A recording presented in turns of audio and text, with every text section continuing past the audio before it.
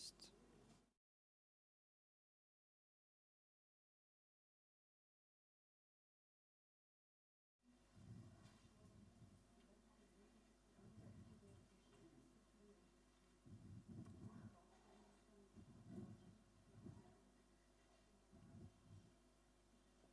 Good morning, or good afternoon, or good lunchtime.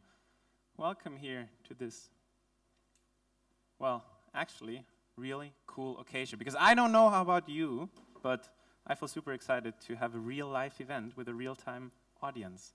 So please say welcome to yourself by giving me and us a really loud applause. So we feel that we are at an event. This is amazing.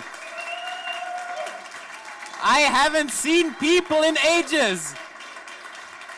This is, Now for all the people who are not in this room but are watching in the live stream, we have a full audience, which actually means it's not so full as half, but you know, we have to follow some restrictions, so there is some space in between, and this is all good. But the good thing is we are here with actual people, we are live. And most importantly, we have a great program here. For those of you who don't know me, my name is Georg Kuttner. I will be your moderator today, and I'm super blessed that I was invited back here after already doing that 3 years ago or something. It was great, so I said yes. Now, before we start with the program, just a couple of side notes, or actually an open question from my side. You see that each and everyone has some handkerchiefs here. I don't know why. Drinks, okay. But handkerchief, maybe it will be emotional. Maybe there will be tears, tears of laughter, tears of joy, tears of pain. I don't know. But whatever happens, we are prepared. So we got this covered. Now let's take a quick look at what we will do here. Obviously, the students already know, but the jury maybe not. Maybe they did. Let's depend on if they have read their jury briefing. Usually, I don't do this, so I will present it to you real quickly, and also for the people watching at home or in their lunch break or afternoon session. So we will have an agenda. We will start with a success story in a couple of minutes by Markus Holzer. Here he is an alumnus of this program, so he will tell you and us a little bit about what can happen after this. And then obviously it's the big show where we have 9 final startups who will pitch their projects. I have already seen them last week, and believe me, it is good. Obviously afterwards there will be an award ceremony with no hugging, no confetti, no champagne showers, no... There will be fun, definitely fun. But there will be prizes, of course, so actually it will be fun. And then for the students afterwards, because this is also the final day of their curriculum, of their studies, so there will be a graduation ceremony. Maybe we will throw some hats in the air, I don't know. I wasn't briefed on that. And then we should be finished at around 3:45. Now, before I tell any more necessary or unnecessary information, I would like to invite someone else here on stage with me. She is the mastermind, not only behind this event here today, but also behind this whole study, this whole program. So if you think about TU and innovation and startups, there's one person who comes into mind, and she's already here. She is smiling and ready to have a quick chat with us and me. Please welcome Birgit Hofreiter.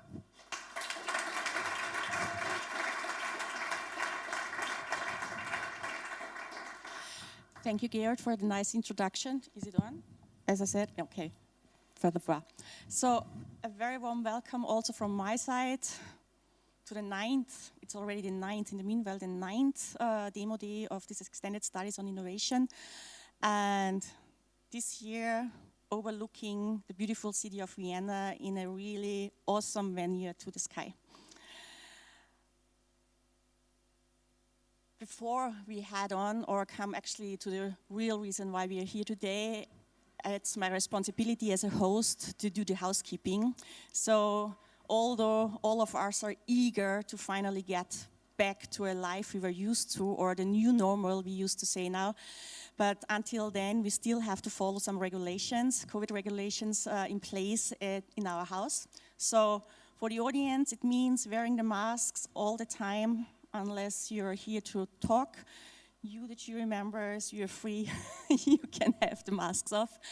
Don't move unnecessarily, and if you have to move, keep the distance. That's the reason why I have a setup like this.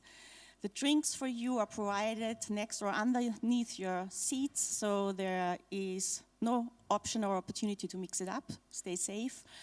And the juries and the moderators have assigned microphones to them, so we are also COVID, according to COVID regulations, in place here. What is it about today? It's the demo day. As already mentioned, in the meantime, the 9th, it's the final stage, the presentation of 1 year education for our students working on their projects. They either brought already to this extended study or they developed during this extended studies. So for a full year, they worked hard on developing their ideas, bringing it to the next level. And today, it's the so-called cure. They present it in front of the audience and to the public via live stream. This education is part of the portfolio or the programs we are running at i²c. So give me maybe 1 minute or two to have a little bit of marketing and PR on i²c, what we are all doing.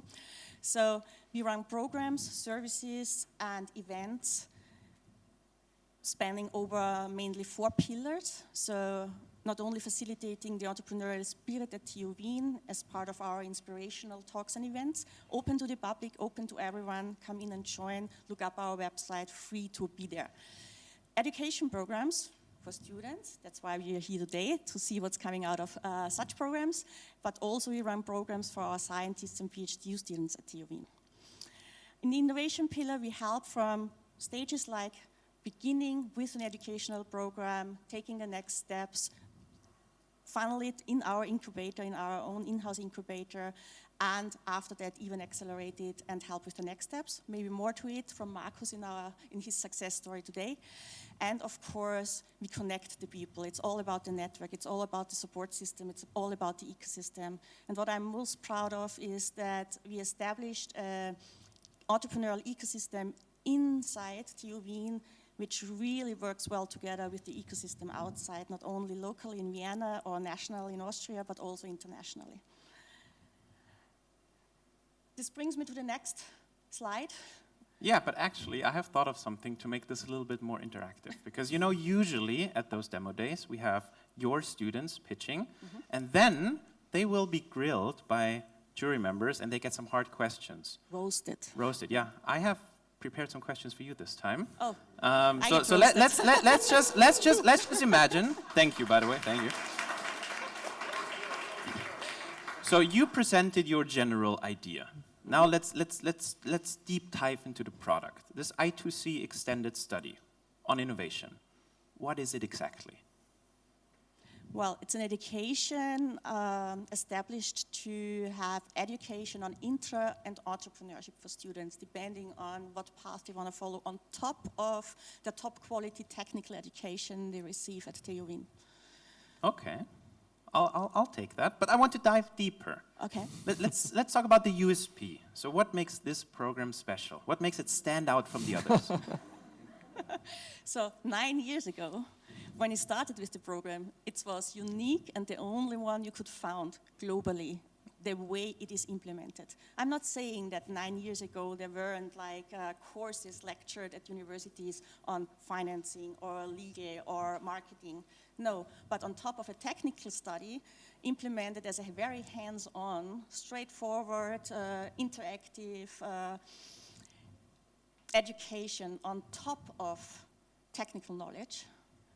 This has been unique. And I'm super glad, honestly, super glad that in the meantime more and more educational programs like this pop up and come up and are offered at other universities and other educational institutions. Nevertheless, I would still claim the way it's implemented here, it's still unique. It's the best, right? Sure. Good. Be bold with your statements. We have learned. Now you already covered the competition, which is nice. People with technical background, you know, they really have to learn the long way and the hard way to be bold. Now, since we got the competition covered, let's dive into the target audience or your target customers. Who is this program for? Students students, I would say we compete globally, so international students. We offer this education in English, so there shouldn't be Obviously. any language barrier. More or less. More or less, my yeah. best. And those who are studying at TU Wien. So the entry barrier is, do you need to be a student at TU Wien, that you have the opportunity to take on an education worth 25,000 euros per seat. Ooh, damn, wow, okay. Now can you tell us a little bit about this year's graduates? Pardon me? This year's students, some nice words about them, or some background stories that you may want to share? Let me. Of course, we are live, so you need to be polite now. Yeah, let me check out the pictures first. Okay, okay. And then we know. No, we had a great bunch of people. Not only had, still have a great bunch of You people. even have a slide prepared for that. Wow. Yeah, sure. Professional. A few stats on that. So.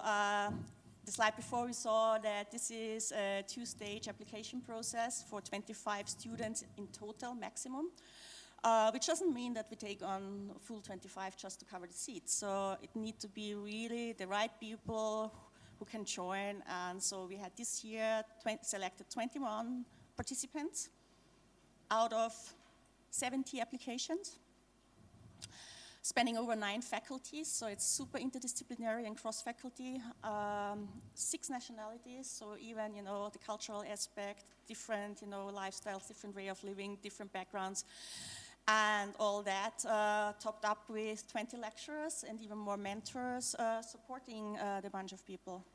And I would like to say at this stage, and this is already appraisal, I'm super proud of them, how they managed, because this is the first batch who fully virtually, except of this event today, had to undergo this lecture.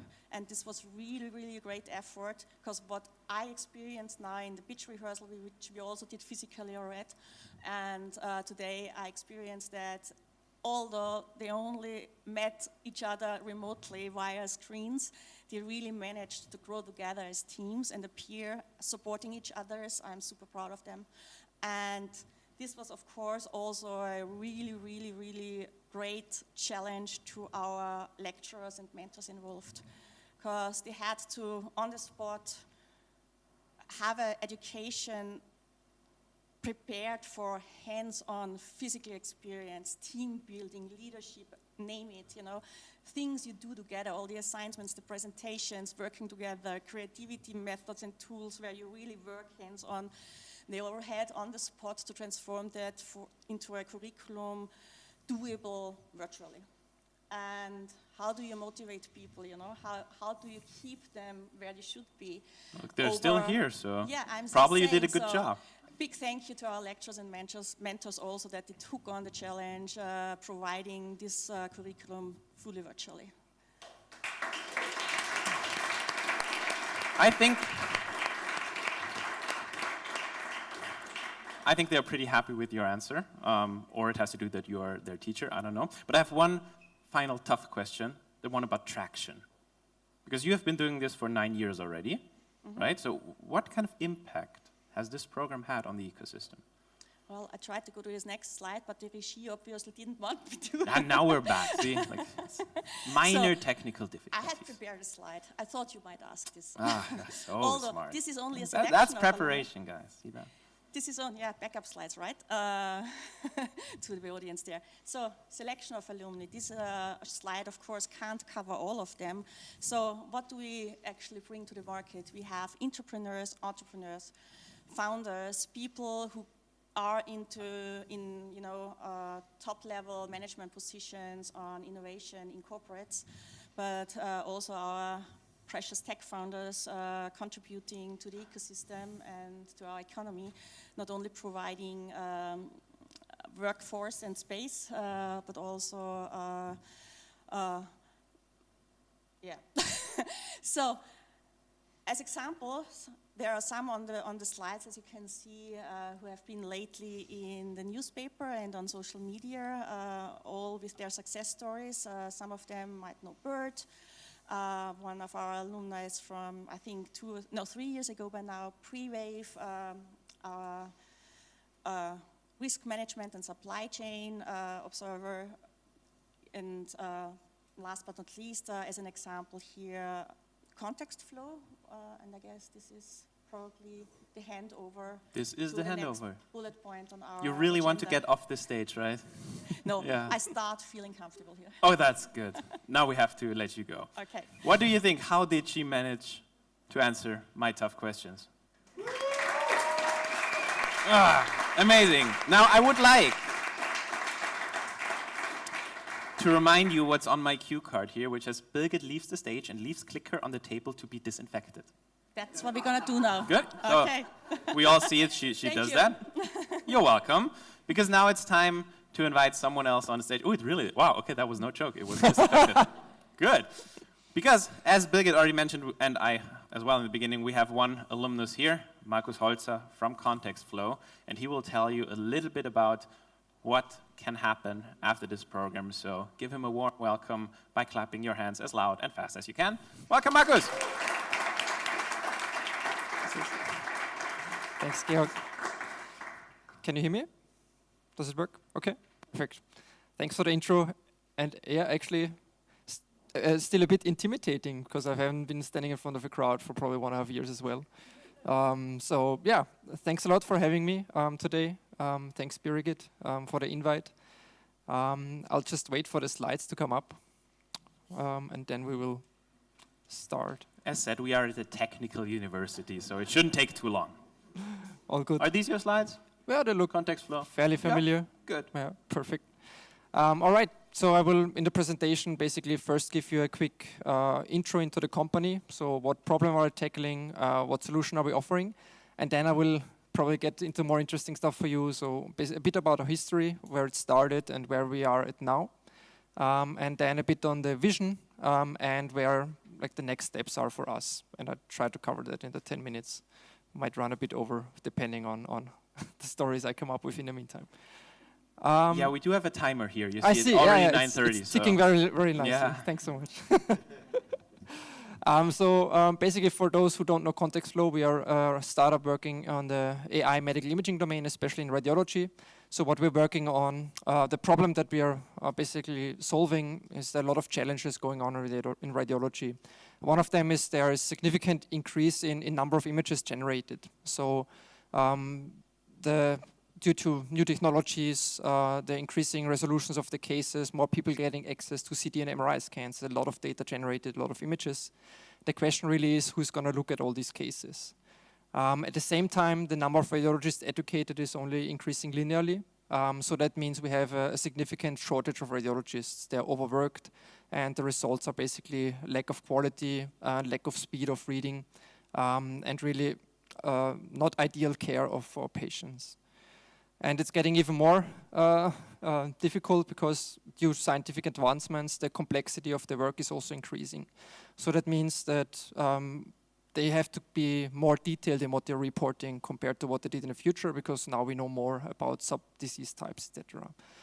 And that means they also spend a lot of time searching for information. And basically all of these three things motivated us to then in the end spin off the company and found Context Flow. So what are we doing? That's already now a bit different from back then when we started. So we basically provide an AI backbone that provides AI in terms of quantification, search, detection components to support radiologists in their current workflow. And the current workflow spans a lot of different aspects. So from orchestration cases to assign them to the right radiologists, to the right experts, to triaging. So we're trying to prioritize cases that are most important, especially in COVID-19 times, for example. Trying to put those cases who are urgent or important first in the work list. And the first product is actually our search product. So there we help radiologists to find the right information basically instantly. I will dive into that deeper in a second there. Then also analyze the timeline. So how did patterns change over time for your patient, because that's very time consuming to analyze. And yeah, this moves on to the end where basically we also provide measurements that can be integrated in the report more efficiently.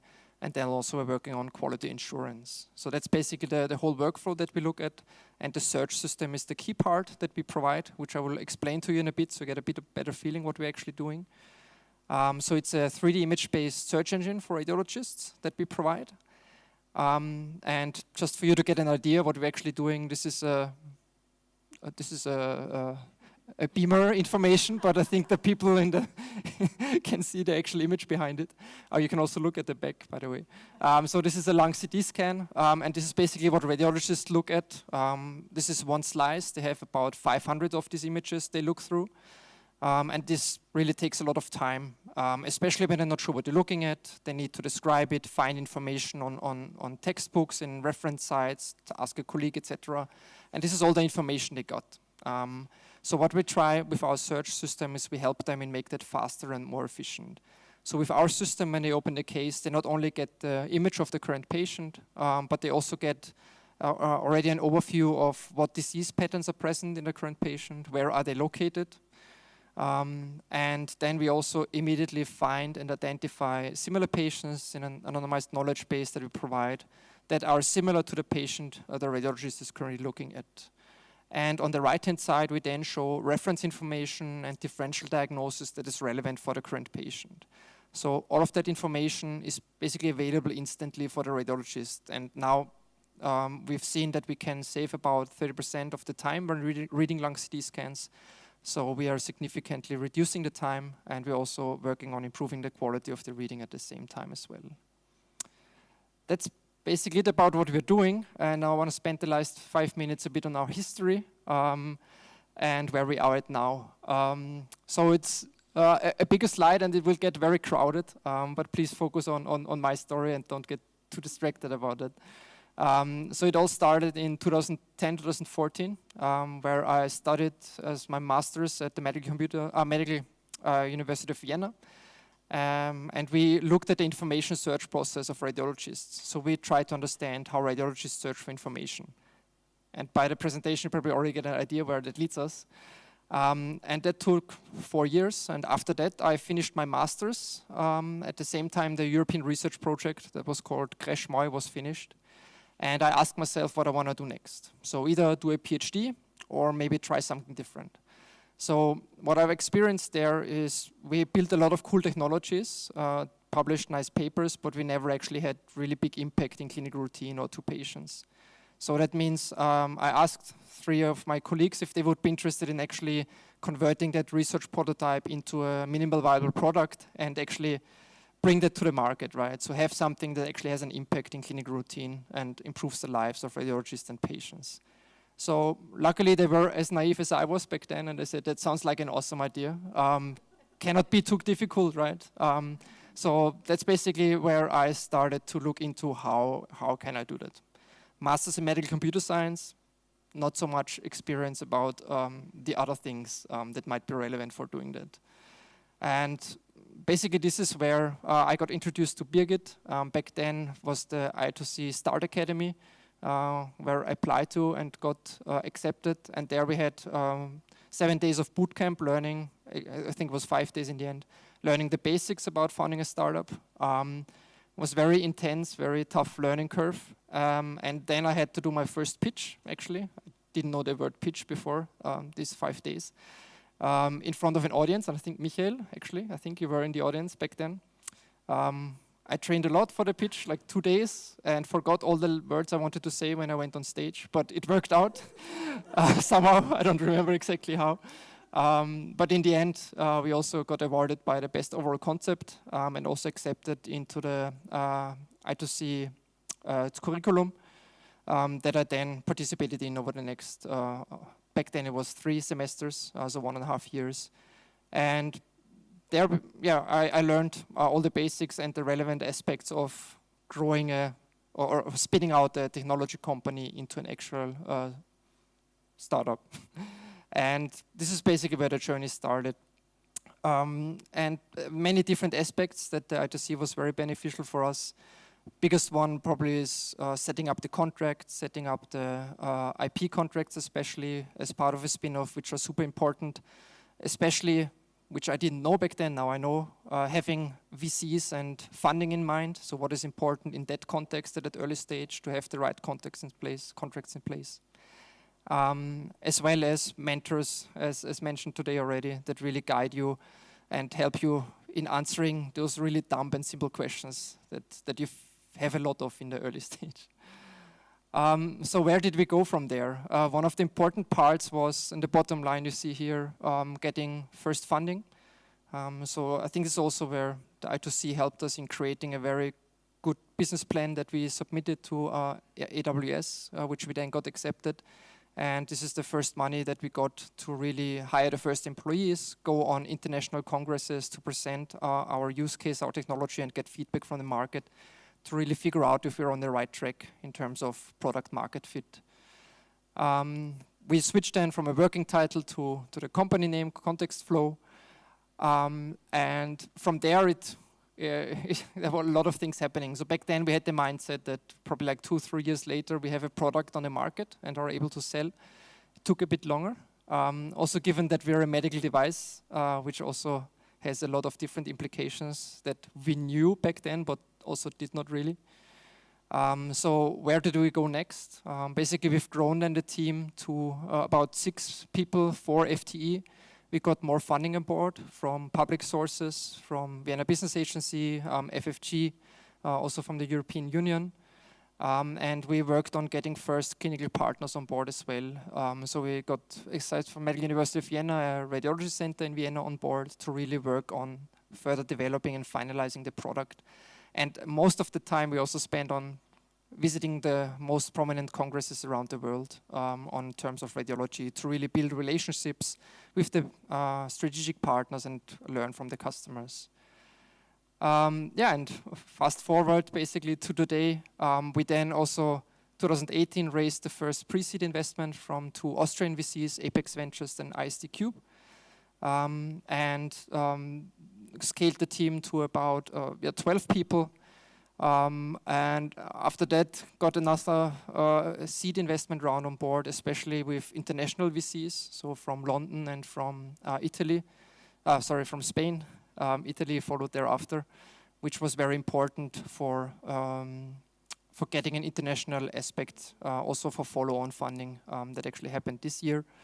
We rebranded the company, scaled to 18 people, and really got, this is an important role here, got a lot of university hospitals and clinical partners on board to really find and make sure that our product works in clinical routine and find that right fit.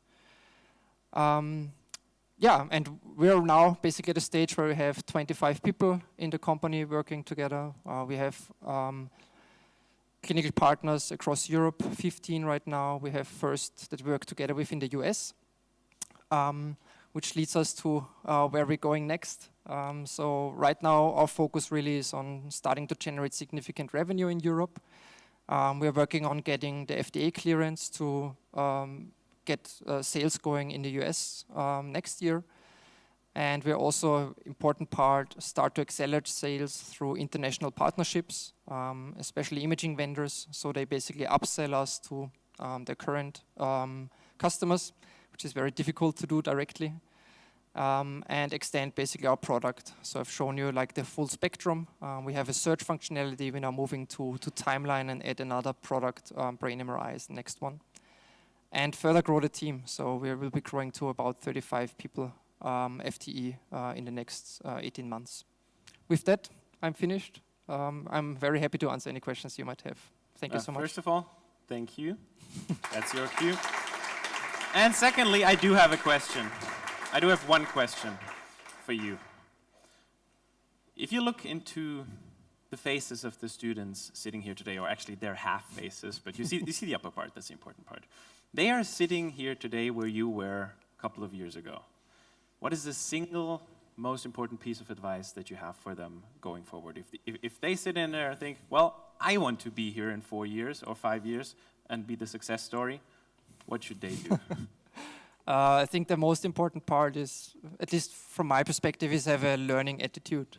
So really try to capture all the information you get from the different mentors, experts, and courses. Try to understand how that is relevant to you and which parts are the most relevant for you at this stage, and really try to get the best out of it and take it step by step. It won't happen overnight. No, definitely not, as you've seen in the timeline. Yeah. Obviously, yeah. There's a lot of hard work, but you have put in the work. We are happy that you have been here as part of this event today as a success story. So thank you very much once again for taking this time, and this is for you. Thanks you.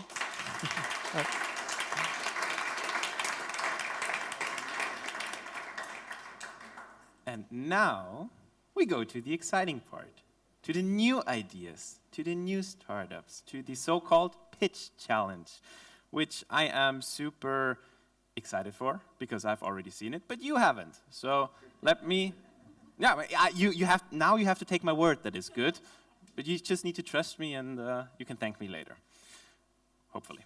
Now, let's quickly go through the rules and the general guidelines. We will have 9 projects pitching, 3 minutes for the pitch, followed by 5 minutes of Q&A. And because this is an online streamed event, of course, we need to be super sharp with the time. I know that you all prepared to not be overtime. If so, as said last week, I will kick you, because that's the only COVID safe way to stop you. Because this is about 1.5 meters, that's okay. Also, the same applies for you, jury, for the 5 minutes. We need to keep it to 5 minutes. If I tell you stop, then we stop. Otherwise, yeah, okay, good. He gets it. Nice, cool. Speaking of the jury, as mentioned last week, we have an amazing jury here for you. And I know I always say this, but this time I actually mean it. We have one of the best juries ever. No, really, one of the best juries ever, because we have representatives from both the investment side, from the media side, from the government side. So actually, whatever you want to achieve in the future, we have the right people here. So it's really the best jury. So I will introduce them very briefly, and then I will also give them the chance to maybe address some words to you. First of all, we have Gabriele Tatzpaga from the Vienna Business Agency.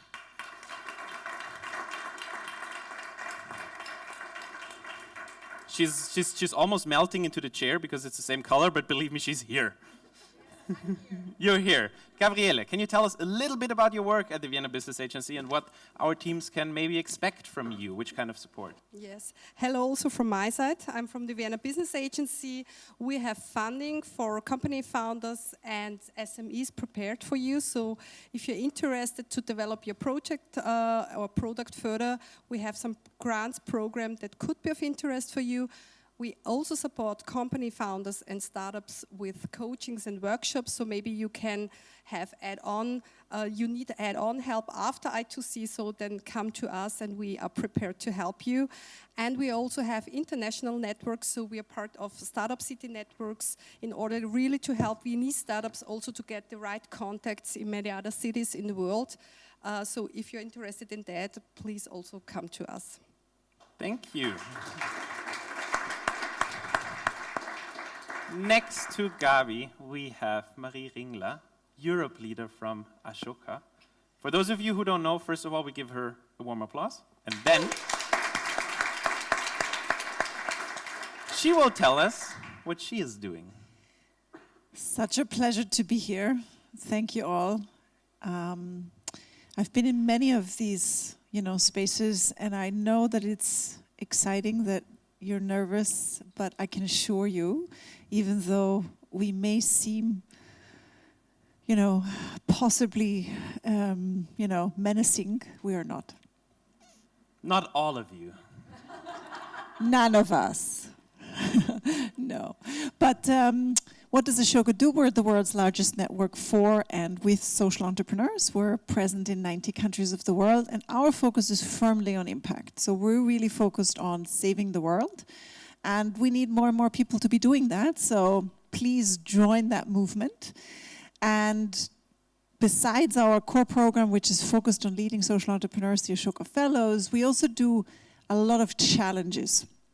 Challenges where people that are maybe in an earlier stage are also invited to come and join the movement, and where, you can sort of become part of what we do, you can learn, you can network, and really be part of that global community. So do check out what we're doing. One of the current things that's going on is a challenge with HSBC around green skills for the future.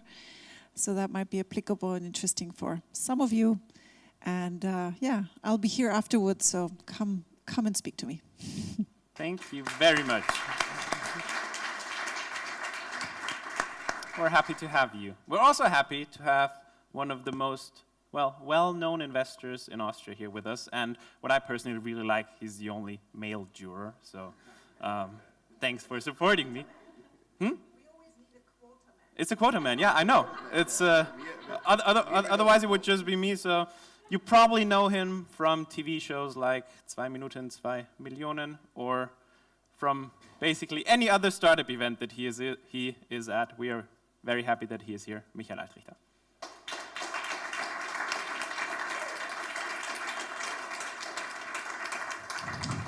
Thank you very much for the warm welcome, and I'm here for the quote, obviously. Very nice to have a female, almost female jury. That's very good for this market we're in.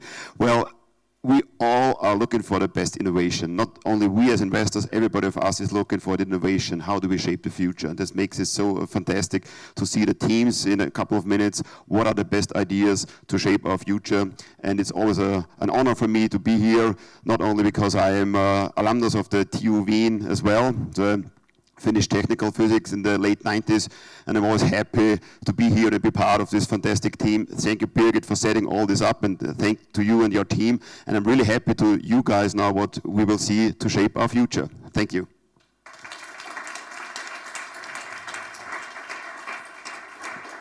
And last but not least, if you think to yourself, well, I also want to go to 2 Minuten, 2 Millionen, then you can either become an investor, like Michael, or you pitch directly to Caroline Klinger. Welcome. Hello, that's right. Hi to all of you. It's true, I'm Caroline and I'm from Pulsphere and I'm the head of 2 Minutes, 2 Millions. So I'm very curious which ideas I will see today, because probably one of those we can see in television next year. Oh, don't spoil the prices. No. Oh, spoiler sorry, alert. Sorry. Oh. Yeah, so I'm happy to be here. Thank you.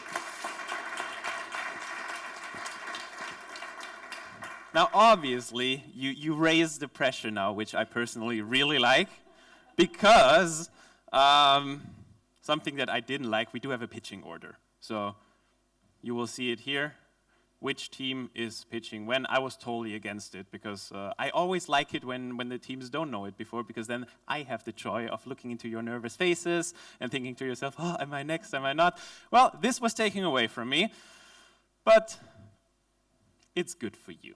But now, you know, pressure, price, in fans in common, so be nervous, thank you. Now, we will start with an amazing startup called Decima. What's behind Decima? You will find out in about 20 seconds after I introduced Ilma to stage, and she will come, you will applaud, and then you will learn all about the first startup. Welcome, Ilma. Let's do a COVID save. I'm such a big fan of the fist bump. I hope that stays after the pandemic. I don't want to shake hands anymore, ever. This is way cooler. But I agree on that. yeah, but maybe for the next ones we can do the explosion 5. This is even better. But let's just say. Now, are these your slides? Yes, Do you feel comfortable? pretty much. Pretty much. Good. You will have the timer here, Okay, and have fun. thank you. Good. Hi, we're Decima, and we make the process of returns management more efficient with flaw detection.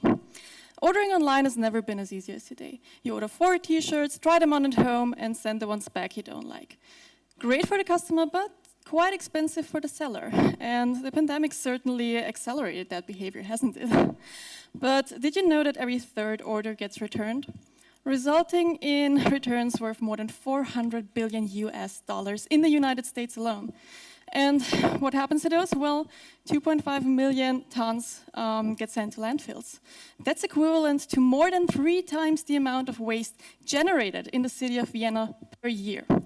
But besides the ecological facts, the European Union has a planned deadline of reaching a reuse rate of 65% by the year of 2035 already.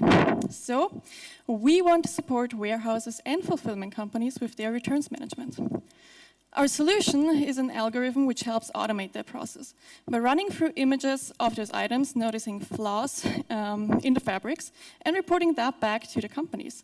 With that, we're not only reducing time and cost, but we're also providing scalability for the companies handling those returns. And on top of that, of course, reducing waste. So what are the biggest cost drivers in returns management? You may think depreciation, but according to a survey of 92 online retailers within the DACH region, the quality check is ranked highest, closely followed by item identification and handling. And those two main problems are what we are going to tackle. As for the we, our team consists of 3 engineers with not only programming and technical skills, but also marketing and business administration skills. And we're currently looking for a 4th member who will join us and solely focus on machine learning and visual computing. By trying out an MVP handling second-hand items at that time, we got a unique insight into customer behavior and the problems faced by many companies handling returns. And with research and insights into companies like Bird and Caritas Scala, we found a starting point of shifting today's economy into a more resource-saving and less wasteful one. We will be offering our software as a service, and we will have a pay-per-item monetization model. As for the hardware, for taking the pictures automatically, we'll be having an external engineering company handling that. So what do we need? We are looking for a strategic partner with an extensive network and knowledge in the industry. And with that partner, we want to acquire our first 2 customers and install our prototype in the beginning of 2022. We're Tatzpaga, and we'll do our part so that the negative impact on the environment will not come at the cost of our all convenience. Thank you. Yeah, thank you. Now, you have your team with you here to answer some questions. Let's see what kind of questions you will get. I think we will start with Gabi, because she's looking at me like she wants to say I look something. prepared. You look prepared, yes. No, what I was thinking, maybe I missed it, but the share of all the returns, where is really the flaw, the reason for returning goods? Because normally it doesn't fit, or the material is not so nice, or so the share of all the returns caused by flaws. This is what I'm now thinking, because it's a market question. So normally you don't return it because of the flaws, but because it don't fit. Exactly. And that's why 90 or 95% are actually good, like from quality, and you can resell them directly. But they nevertheless you have to do the quality check and the item identification if they get sent back to the fulfillment centers. And that's where the main costs are coming from. So how big is the market, you guess? For example, for Europe? Yeah, we can switch to the Thank you. Here we go. Yeah. You want to take it? Yeah. So it depends. Like we have the 8 billion market that's just for fulfillment centers, and that's like a 30% of the fulfillment companies, and we have a 30 billion just for the fashion industry, just for the items that get returned, and in total, if we have look at like more branches. There's 170 billion just sent returns. May I just drop in? I have the same question. What is the proportion, not the absolute number, the proportion of things sending back even looked at it? The biggest problem is the companies don't look at it, they just throw it away because the handling is so expensive, not only the quality check.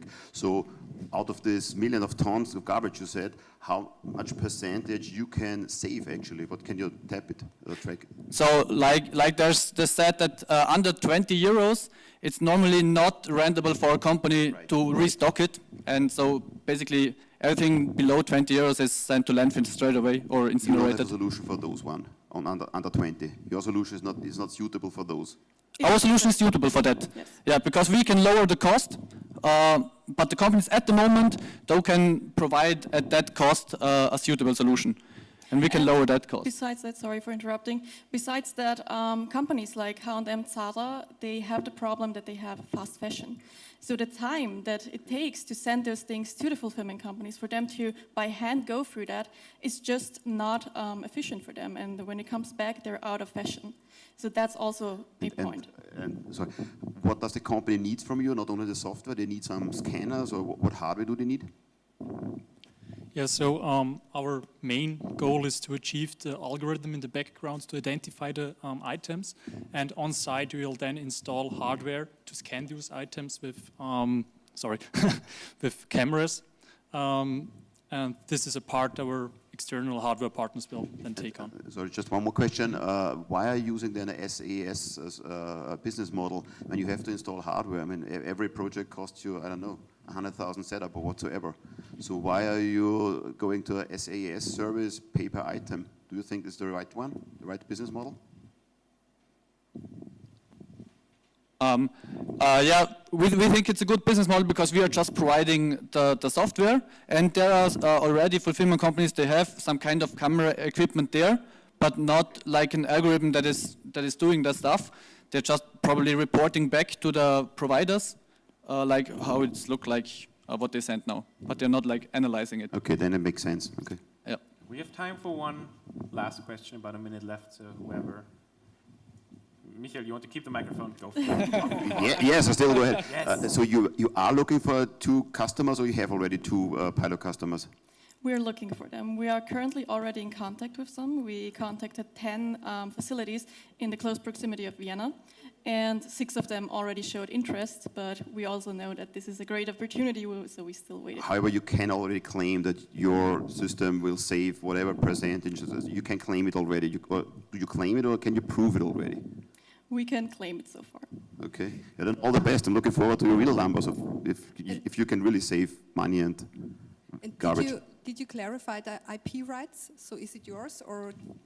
As for that, we will have the algorithm at our facility, so the only input that we have are the pictures from the companies themselves. So therefore, our algorithm will be protected at all times.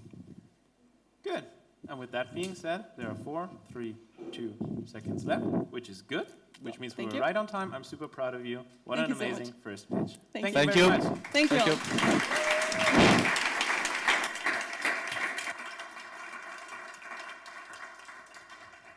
Now let's stay with the topic of sustainability, because whoever broke their phone before and then just put it in a drawer and bought a new one, like me, should pay close attention to the next team, because actually they want to change that. With that being said, please welcome Laszlo from Servinary.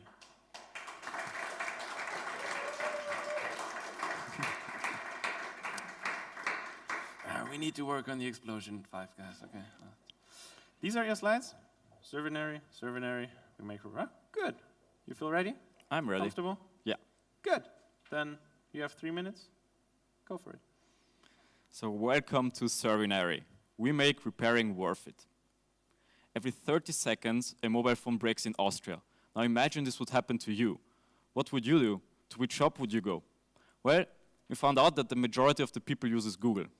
However, the repair experts often lack a good online presence. Also, every 3rd phone once breaks in its lifetime. And out of that, and 74% actually would be worth repairing, yet only 14% are being repaired. And as over 50% of the people use Google, this is what they are faced with. A completely unstructured, unorganized view with no overview whatsoever over the prices. So we looked it up, and as you can see, there is a wide price range. You can pay up to 180% of surcharge. And this is where Servinary comes in. Just type in what you're looking for, and Servinary will provide you with all the information at a glance. Looking for the best price and the local discount? There you go. iPhone Werkstatt has the best offer for you. There's a 240 million market for repair of communication equipment in Germany and Austria alone. Roughly half of it is reached by Google searches, and to break even, we just need 560K. First, we'll kick it off with a referral program for the repair shops, and in later stages, direct bookings will be available on our platform. Also, we'll do audited profiles so that our users can be sure that the shops on our platform are trusted. I'm Laszlo. I already had a repair business myself before. Wolfgang brings 5 years of experience as a developer to the team, and Christian knows everything about state-of-the-art tech. Last but not least, Bernie has over 15 years of marketing and sales experience. Already today, we have an established network in the sustainability and repair area, notably with Sepp Eisenriegler, who is a key player in the right to repair movement. and over 20 repair experts who are already eager to join our website. Our go-to-market approach will be search engine optimization based, as the competition is really weak there. We'll launch already this September, as our prototype is 60% finished. Then, early next year, we're going to apply for a grant, and the full functionality of our website will be available with on-site booking in April. Also, the discount that you saw, where you can get minus 50%, this will be available in the whole Austria with 2022. In 3 years, we want to break even and have 880 shops on Servinary. So we are looking for repair enthusiasts who want to invest, mentor us, or work with us. So just send us an email. This was Servinary. Thank you. Actually, thank you. Now, we wait till your team is here. Let's make a little Sicherheitsabstand und so. Good. 5 minutes for questions, and once again, Gabriele and... Oh, no, we start here. Now we start here, I'm yes. not sure whether I got your business model. So where do you get the money from? From the shops or? Yes, yeah, from the repair shops. Okay. And as a client, do I pay something or not? No. No. To you, nothing. No. You just use the website and you worry about nothing. But I get sure that all your clients have, get trusted shops. How do you do that? So the platform secures me. I get secure shops where where I have secure offers. Yeah, this is what we call the Audit Profiles. Yeah. So there we can go to the repair shops and actually check out if they're really trustworthy and they don't rip you off. Also, there will be a report button where shady shops will be just kicked off the platform. And to kick it off, we want to cooperate with the Referral Netzwerk, because they already have that list, to integrate that and just with one button have that and you're ready to go. This brings me to a question: how do you find the shops? You mentioned you will plan to have 880 shops. Was it an Austrian number or? It's German? Austria and Germany. Austria and Germany. In like 2 years, what was the time frame? 3 years. 3 years. How do you find them? How to get them? You call them or? At first, we will invest our own time and go to them and onboard them for the prototyping phase. And then in later stages, when our product is finished, we want to have a really easy website where you can sign up. And we also have planned a sales team that goes to the shops. And so for a little part, we want to have the sales team to onboard them. And it also should be really easy. So understand. And what would be the market share in terms of shops? So if you have once these 880 shops in 3 years, how much percentage of the market would you cover in terms of repair shops and repairs of iPhones? Yeah, so we estimate that there is around 6,000 shops in Germany and Austria. Wow. Okay. Yeah. So that's a rather small market share then. Now, this leads me to my question. Do you want to stick to handies? Because there are many other things where this platform would be very helpful, I can imagine. So maybe you can tell us a little bit about your expansion plans. What would be your next steps and what's your vision about that? Because I could imagine many other fields where exactly this platform is needed. Yes, exactly. So we started with that thought. Servinary stands for Service Dictionary, so we wanted to include all the services, but we have to start somewhere, and that's why mobile phones, but of course we want to expand to electronics, coffee machines, everything that can be fairly standardized, and even things like the pickle for your car. That would be awesome. So I've tried using the Reparaturbon, and it's hard.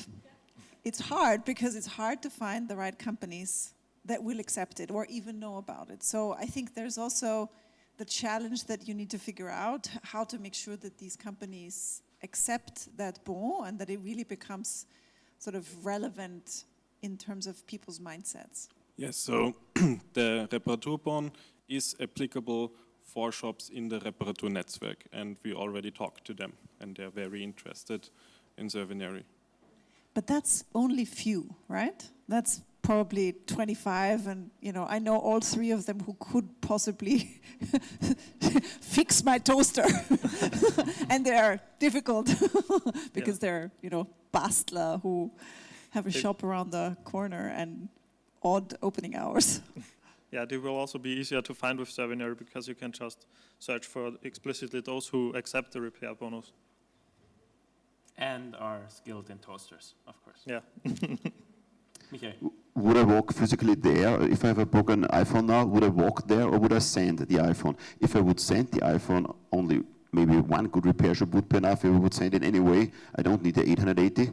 If I would walk there, 880 for Germany is then a small number. So do you expect to send the mobiles and stuff there, or would I walk there and bring it physically there? We don't expect it, but it's all up to you. So we want to make it as modular to all the customer problems that can happen. So if you want to just walk there because it's around the corner, fine. If you want to ship it in, or if you want even to have it picked up, you just select that option and we will find a shop for you that's going to your house and takes it. How does a business model work if I bring it there? So if you're then only an information page, then the 5% do not apply. How would you charge them? If I find my shop, I walk there, you cannot trace him anymore. Does your business model work for this? Yeah, it's focused on the people who want to who find it over Google. So we did a survey and there are people who just ask friends or go to the shop around the street. We don't reach them. We reach the over 50% who are Googling for it. Okay, but then you don't get money, right? So if I find my shop via Google, I go there, I won't pay via your portal? They click on the link and then we get the referral fee in the start, and in later stages they just book on our platform, they pay on our platform. Oh, sorry, I didn't get it. You get paid on a referral link, not on a commission. Both. Both, okay. Yeah. Okay. First the refers and then the commission, Understood. on-site paying. And sorry, too slow. No, well, it's okay. You got time to ask? They answered it. All fine. That was it for you guys. I hope you enjoyed it. Yes? It was great. Good. That's what I like to hear. So this is your final applause. Thank you very much. Thank you.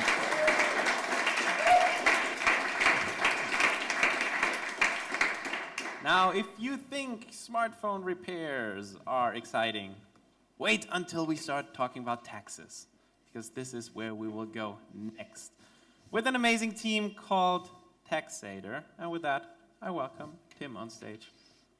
Thank you.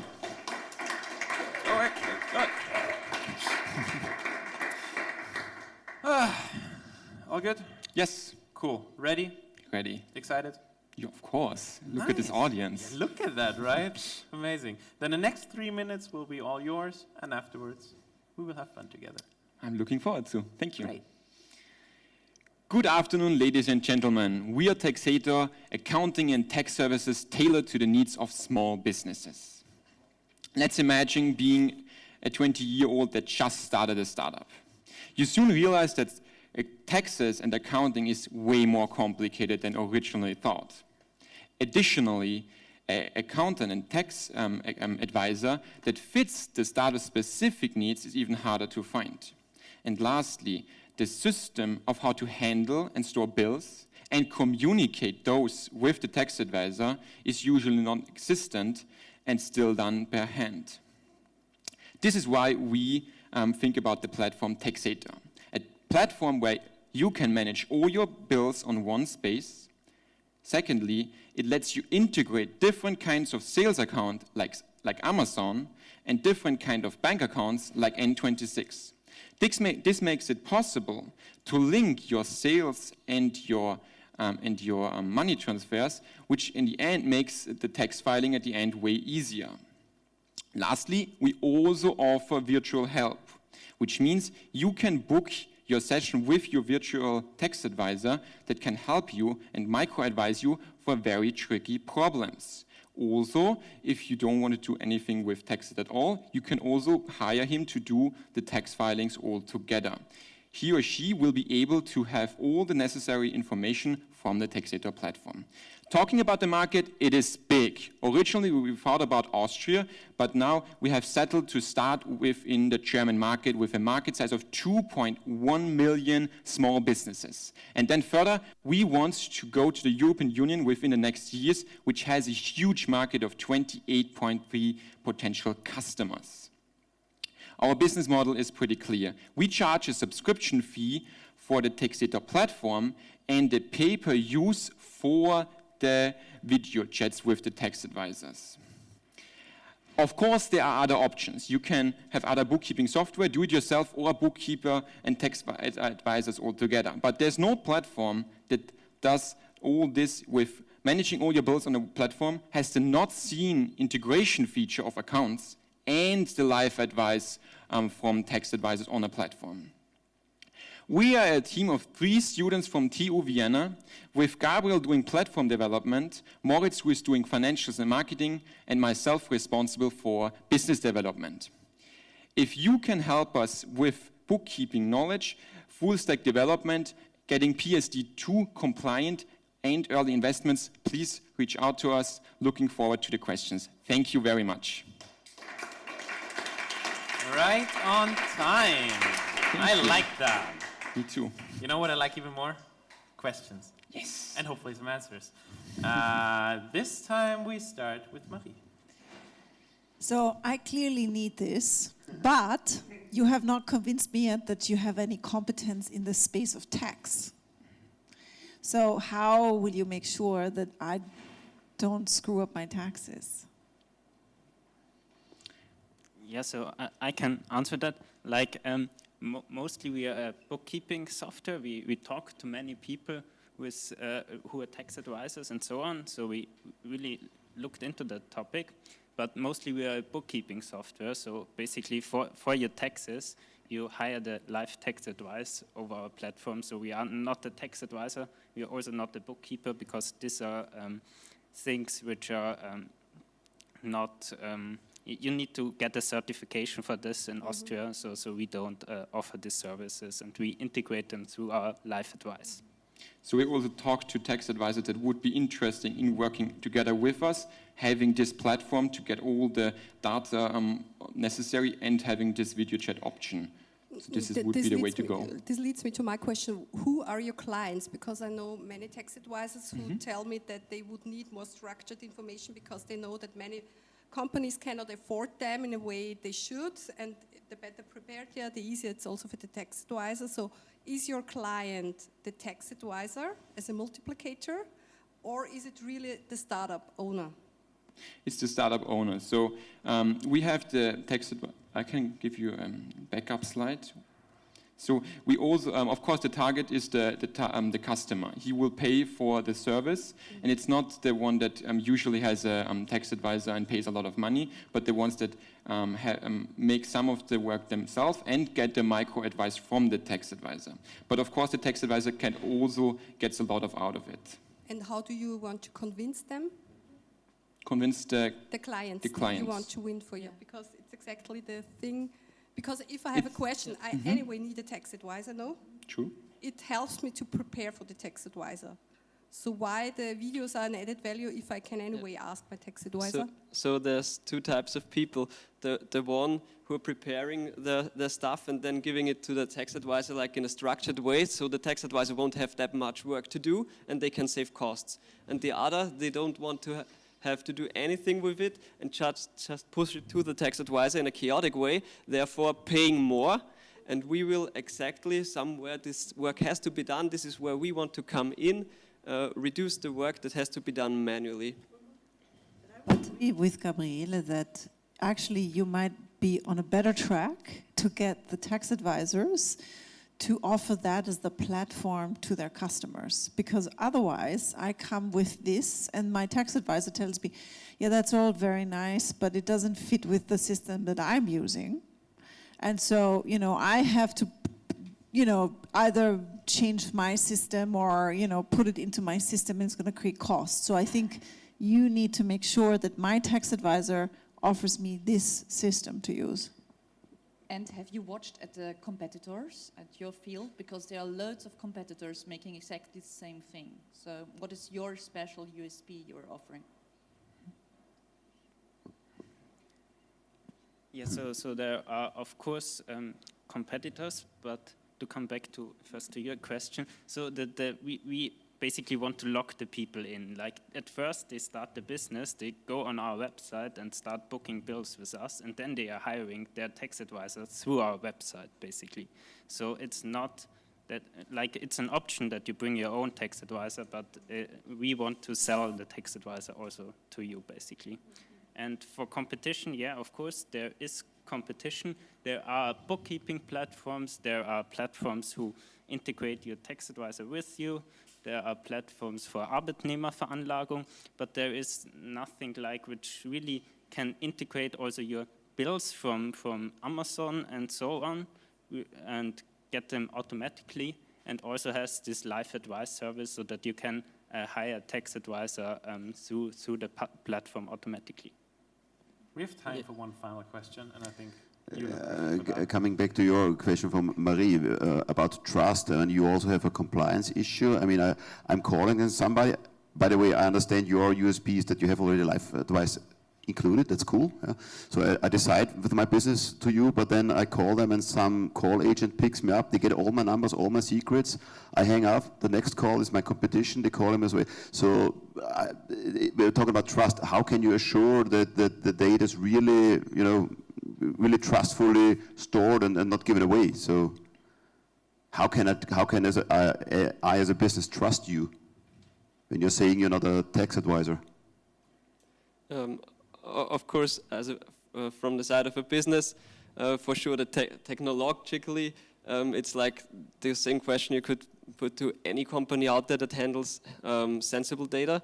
In the term of having different people looking over it, of course, you would also, if you find your own tax advisor, you will also have to invest the time and to have somebody who you can actually trust. So for a platform, you will also have the opportunity to get the contact of the same tax advisor repeatedly if you would want that, but it's not necessarily. Guys, I really liked your pitch. I really liked the way you handled those questions, even though they were tough. So from my side, thank you very much, and from the audience side, thank you. You get this. Thank you.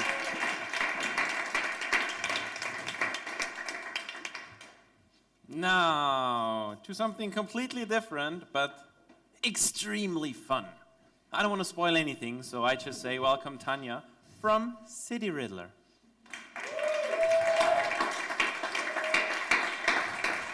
Hi. Oh, the first explosion. Thank you very much. Does it work? It works, yes. Okay, perfect. I can hear you. You are ready? You look excited? Yes, I'm excited. Nice. I'm ready. I'll just go there. If you need something, I'm here. And if not, rock the stage. Okay, cool. Thank you.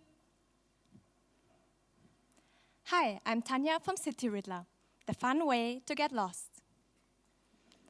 Have you also missed traveling the last couple of months? Strolling through streets you've never walked before, or just exploring new parts of your own city? Unfortunately, city trips often look like this. And nobody wants this. A recent study shows that 87% of travelers want individualized experiences and are even willing to pay more for that. And 69% of tourism experts see no suitable offer yet. This is why we came up with City Riddler. We offer riddle experiences through the cities based on your interests. Let me show you our mock-up, how this works. So you select your interests, your playing time, your difficulty level, your starting and your finishing point, and we generate an individualized tour through the city just for you and your friends. As soon as you found the riddle, you type in your answer and you can learn more about the place. If you want, you can even create your own riddle, and this is also how we're planning to scale. We want to begin with Erasmus and local riddle communities for the scaling process. Our global market is tours and activities with $180 billion and a European share of 26%. And our sum is calculated with $1.3 billion. Our business model is based on 3 columns. The first one is the experiences with the token pricing model. The second one is partnerships in form of pay per sale. And the third one is location-based ads for further growth. We are 3 co-founders. Lucas is a software engineer. Davis studies energy economics, and I'm a PhD student in human-machine interaction. In April and May, we did our first test phase for the riddle content with more than 100 hours of riddling, and we already have 10 external riddle creators and 150 signups for our next test phase, which is about to start now. And we will planning a limited launch in Vienna in September, right when the Erasmus students are arriving. And then we're planning a further growth in the beginning of next year and planning up to 10 cities in the end of 2022. What we're looking for is strategic partnerships, mainly in the area of tourism, gastro, and local shops, promotions in form of publicity, and an incubator to follow up on the i²c program. Thank you very much. We're looking forward to your questions.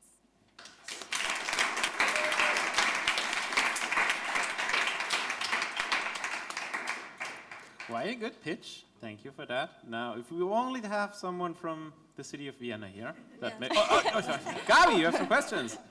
Thank you for this presentation. I like the product very much. What I was thinking of is how do you check the quality of information the people put inside, and I highly recommend to talk with the Vienna Tourism Board. I can make a link there, as well as maybe also to museums, because I can imagine that even museums have some interesting points outside the buildings, and I could imagine that they would like to be part of such a riddle. This is exactly what we mean with the strategic partnership. Thank you. And our quality check, this is a very important thing for us. So the riddle creators make the riddles, and then they get into a test pool. And users can test the riddles for free, and they even earn tokens, which they can use for other riddles. And this is how we want to do the quality check in the long term, and in the beginning we will test them ourselves. And as soon as they're approved, they get in the pool. Already have a first product, or are you still in the early phases? No, we have a first product. Maybe I give it to our technical guy. So we have the first test. Yeah. We have a proof of concept for the algorithm to generate the tour already. I can show you afterwards if you want. And what you saw in the video is already the design ready, and that will be ready in September. City is Vienna. Yes, the first one is Vienna.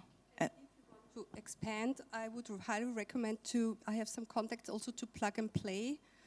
They have a specific focus on travel and tourism, and I know that many cities have the same problem as Vienna, that the tourists are stuck on very few places, and that they are looking for new solutions in order to spread the ways of them. So maybe you can get in touch with me. Perfect, yeah. So you have obviously a very interesting it's a strategic partner already. So it's very smart. My first question you have already answered. So the content you are generating via the crowd, and the crowd is checking the content. That is really smart. So there's a good probability that you get enough good content, which leads to the second part of your portal. You need always those visitors coming to Vienna. How would you address those Russian, France, and all over the world? I mean, how can you market those? To know when I step out of the airplane in Vienna, I have to go to riddle.com, whatever. Yeah, exactly. So as you can see, our target group are young tourists and also local people. So we'll have content for both of them, and we will have two ways to get to them on the online part. So we have social media, tourism blogs, which will be also in the beginning very focused on the CEO and referrals, and also very important for us, the geocaching community. And offline, coming to the question, all understood, sorry to interrupt, understood. Yeah. So do you think from money-wise that you can afford? I mean, you need a lot of marketing efforts to have it once. When you visit Vienna, you have this customer once, and if he leaves Vienna, he will be most likely be lost. So you have a high acquisition cost. Does it calculate in your business model? So in the beginning, we'll focus on the Erasmus students, because we have a very good connection to the Erasmus networks. So this will be our focus group for the test phases, and afterwards our idea is the moment that you try the product for the first time, then you'll be our customer forever. In all. So this is our goal. So like this. A drug dealer. So like this will also expand in the other cities. So you will try also in the other cities. Okay. Convinced? Yes, I mean, if there would be times, I would ask. Well, there's 1 more minute. So 1 more minute. You make your money how? You pay for each tour, or how is it? So For a riddle. Riddle is a nice word. Yeah, by the way. we call it an experience. Oh. There are here the three columns. So the main columns are the experiences, where we'll strive to get from 10 to 15 euros, and then another column is the partnerships that will get there in form of paper sale with cafes, restaurants, or museums, or all the activities parts in a city. And for the future, we'll focus on location-based ads. It is a very, very big market that is growing by nearly 20% a year. You have a guess of customer acquisition cost and customer lifetime value? I've doubted that this will match. So, yeah, you have a guess for it? So for the moment, the customer acquisition cost is exactly 15 euros that you pay for the first experience. So it is like we bring it, we pay for the first experience that the customer also pays revenue to us, and then from second experience and forward, then it is pure revenue for us. Okay, got it. Guys, I have a quick riddle for you. Yes? Guess what's up? The time! No, that was not even closely good, okay? That was really bad, but thanks for laughing anyway. Yeah, thanks for, you're quite polite, thank you. Now, coming back to you, I'm impressed, they are impressed. You can breathe easy now, be happy. Thank you very much. Thank you, thank you.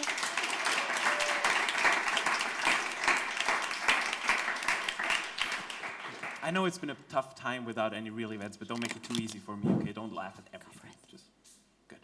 Now, we come to something completely different, as always, because what I really enjoy at this batch is that all of those projects are so many different industries, areas that keeps the energy high. And oh, you are okay? Yeah, you want the picture ready? Okay, I was still at your introduction, but it's no, stay here.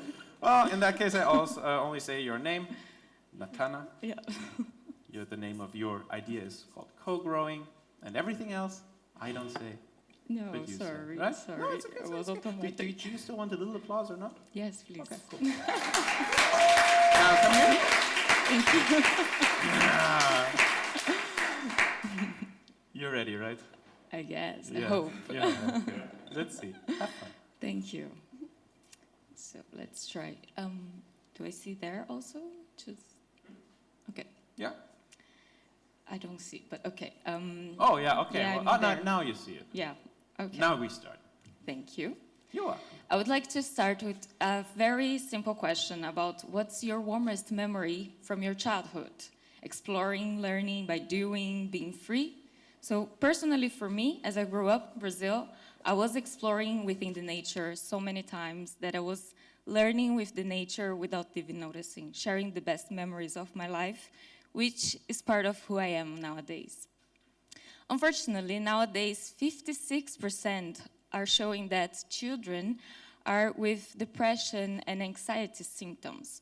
And through our interviews with teachers and parents, we found out that there is a need to improve the knowledge about our environment, and children should be more in a meaningful way interacting with nature. What if that's possible? We would like to connect with people that has the desire to share the knowledge about daily sustainable solutions. It doesn't have to be a teacher. And then with us, we co-create a challenge, a mission, which the children as a community has to develop and discover, listen to their insights, listen to their instincts, and then we want to achieve as a result the self-reflection, new abilities, new values, and a new mindset in order to be daily sustainable. Nowadays, there is a market of, only in Vienna, more than 1 million euros being applied in the field of development, education, and awareness in this field. So we would like to reach out 82.5% of the children, which they are in the open public schools in Vienna, which normally they have these opportunities in private schools to learn about sustainability. So we want to tackle everyone. This is our team now. I'm Natana Shar. I am the community builder, and my partner Dominic, as he has a lot of experience in teaching children with different backgrounds and cultural, he is helping with the development of the methodology. And our first mission are out there already. We are very excited to receive the feedback. It's with one group of Teachers for Future. And now we would like to go to market through the schools, tackling with teachers, and also social medias. Also, we would like to be part of Social Impact Award. So our next steps would be to find new groups of children, to try out the first mission, and find collaborators to be part of our mission. So be the change every day, and that's us from Co-Growing. Thank you. Thank you. Well done. Yes. Thank you. Now, as always, to the questions, and as so many times, Michael is first, so I'll just give the microphone and the word to you. A very good idea to help in this issue. What I don't quite understand, so you have a platform, you bring some older people to younger people together, that the younger people have some ideas, and then you go offline, or is it a pure online solution you have? I mean, do I get help online, or do we tell somebody, or that the child go out and dig a hole or whatever? Yeah, that was the challenge. Our very main goal, the master plan I call, is to become physical hubs through the city. But since COVID, then also start building the community first. We said, okay, let's build an online community, which would be provided by Discord. And then we have this connection with each other. So it's a meeting platform, more or less? Yes. Okay. For okay. now.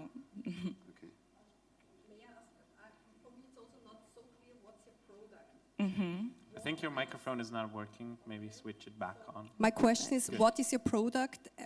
Are you selling, and who should buy it? Because the overall aim is, you have me, but I'm not sure if I'm a teacher or a school director or a pupil somewhere.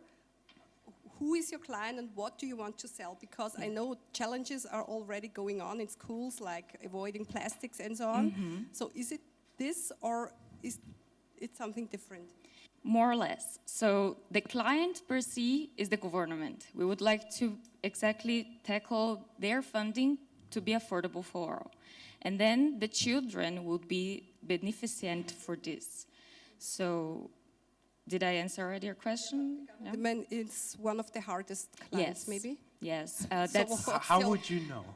Well, yeah, that's also why we are interested about collecting first feedbacks from the first mission, then we have more material from the public, and then go for the Social Impact Award, for example, in order to start earning more visibility and then maybe get there.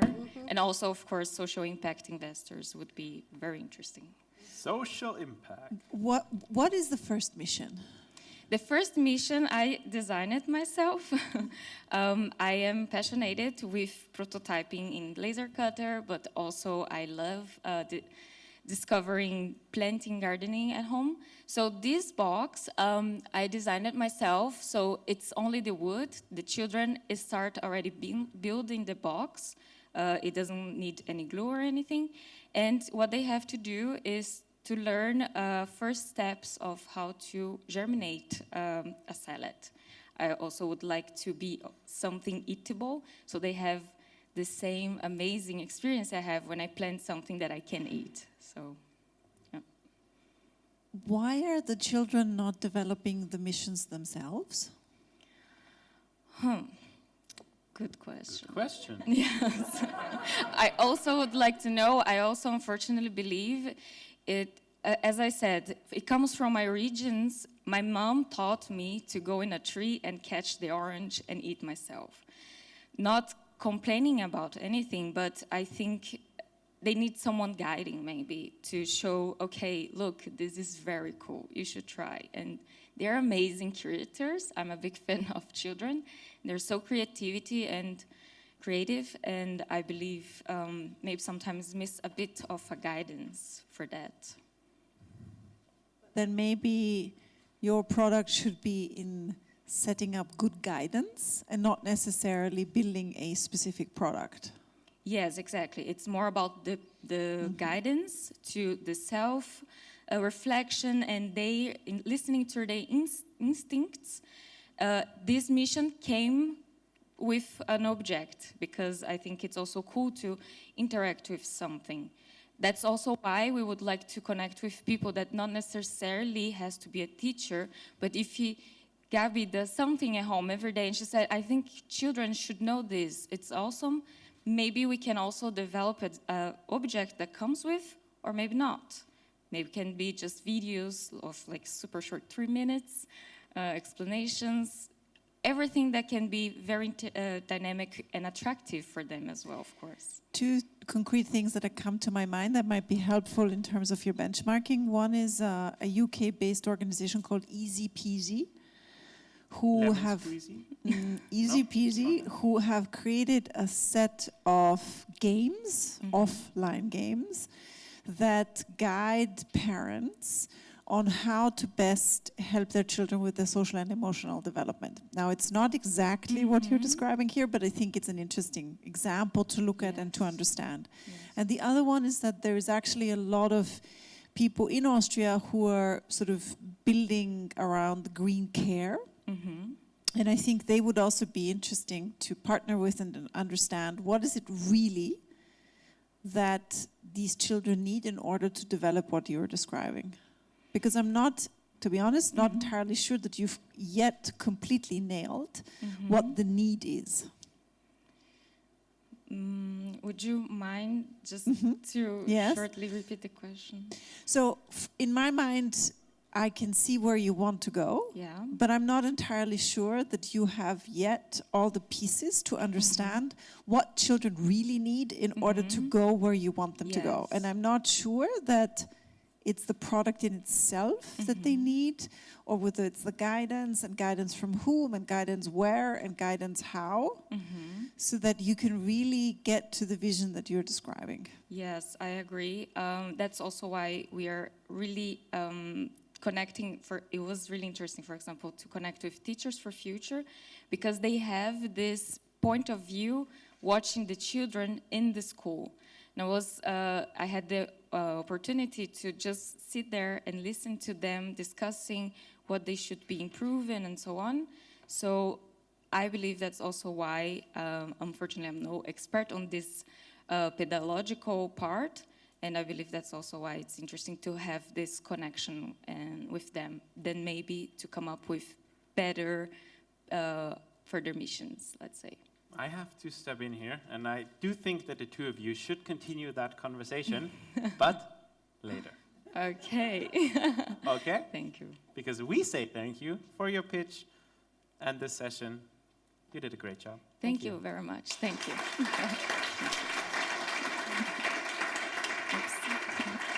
Now, we are 5 down and 4 to go, which means we already passed halftime. So are you still ready and excited for the next ones? I'll take that. If you would have said no, I would have said, okay, let's take a break with beer and spritzer, but since you are ready, okay. Born ready. Good. Says the guy who just went to the bathroom and got a Red Bull. Yeah, you had your break, but yeah, smart. Smart to remember. Now, without further ado, let's go to the next project called i²c. And what this is all about, Alexandra will tell you. Welcome on stage.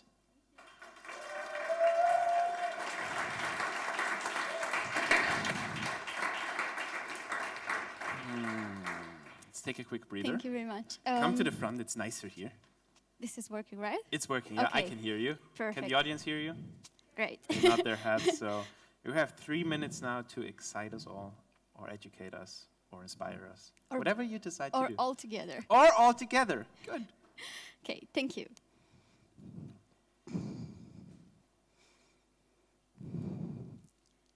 Almost 10 million people worldwide have Parkinson's disease. And no less than 24 million people on Earth suffer from Alzheimer. And these people can be our acquaintances, our parents, but even ourselves. We believe that using technological advancements, we can find solutions for these diseases. We are a third-generation organ-on-a-chip company, incorporating mechanobiology and microsensors on a chip. How does the chip work, you might wonder? Well, imagine a Parkinson's patient. Let's say there are 100 possible treatments for that patient, but actually in reality there are way more. We take 100 stem cells from the patient, plant them on 100 different chips, nourish the cells, grow them into mini brains, and now we have 100 mini brains on which we can test 100 different treatments. And we can find out which one is the most effective. First of all, not putting the patient's health at risk, but also it's a very cost-effective and time-efficient way. I mentioned earlier mechanobiology, and I saw some looks here. Well, what is mechanobiology? Mechanobiology is the essence of life. It's basically the reason why we grow hair and nails, why our bodies grow tumors, but it's also the reason why we heal after a disease. Now you can imagine that in order to replicate an organ on a chip in a relevant way, we have to replicate the mechanobiology. And this is something that even the biggest pharma companies are struggling with nowadays. There are, of course, some solutions, such as the in vitro assays or the in vivo assays, but those are very tedious to use, very costly, and not to mention highly unethical. We successfully managed to replicate all the 4 main aspects of mechanobiology within our chips, and this is what makes us unique within our competitors. Our products have a wide range of applications, varying from quality control of stem cells to personalized medicine, and we target academic and research laboratories, as well as pharmaceutical and biotechnology companies. We aim towards a market that is expected to reach $1.2 billion by 2027, only in Europe alone. But we don't offer only a single product. We offer more products. And right now we are trying to figure out which one the market needs the most. Hopefully getting some funds and pushing it into production by 2023.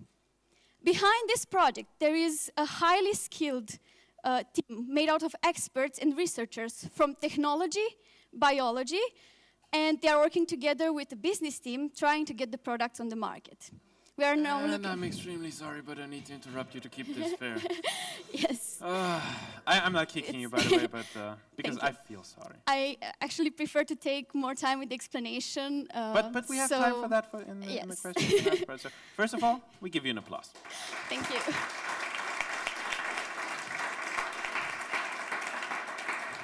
Secondly, maybe someone from the jury will help me out and ask the first question of what do you need or want? Because I think this is the part where we're getting through, right?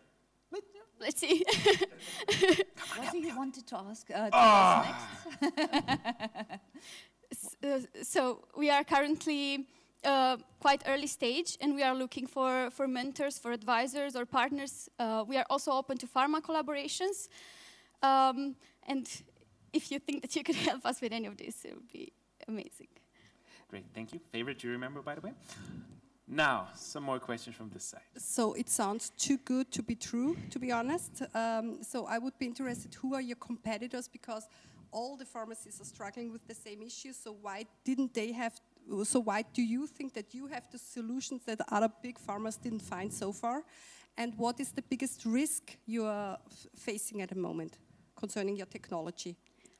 Okay. This is rather a more technological question, so I would rather have Ghazal in here help me out. Okay. Hi. Welcome. She's part of our team. Thank you. We don't have time for a longer applause. Just give it short and yeah. Yeah. So there are a couple of microfluidic companies out there already that are trying to tackle the problems that we are tackling, but the main thing that Alexandra already mentioned is the biomechanical aspect that actually we're focusing on, and also the cost effectiveness. Because, for example, I think many people know Emulate. They sell one chip between like $500 to $700, and it's really expensive if you want to use the product on a daily basis, because scientists would, need 100 chips per day, and that's really expensive. And we try to do it as cost effective as possible, and also bring this biomechanical aspect that Alexandra already mentioned.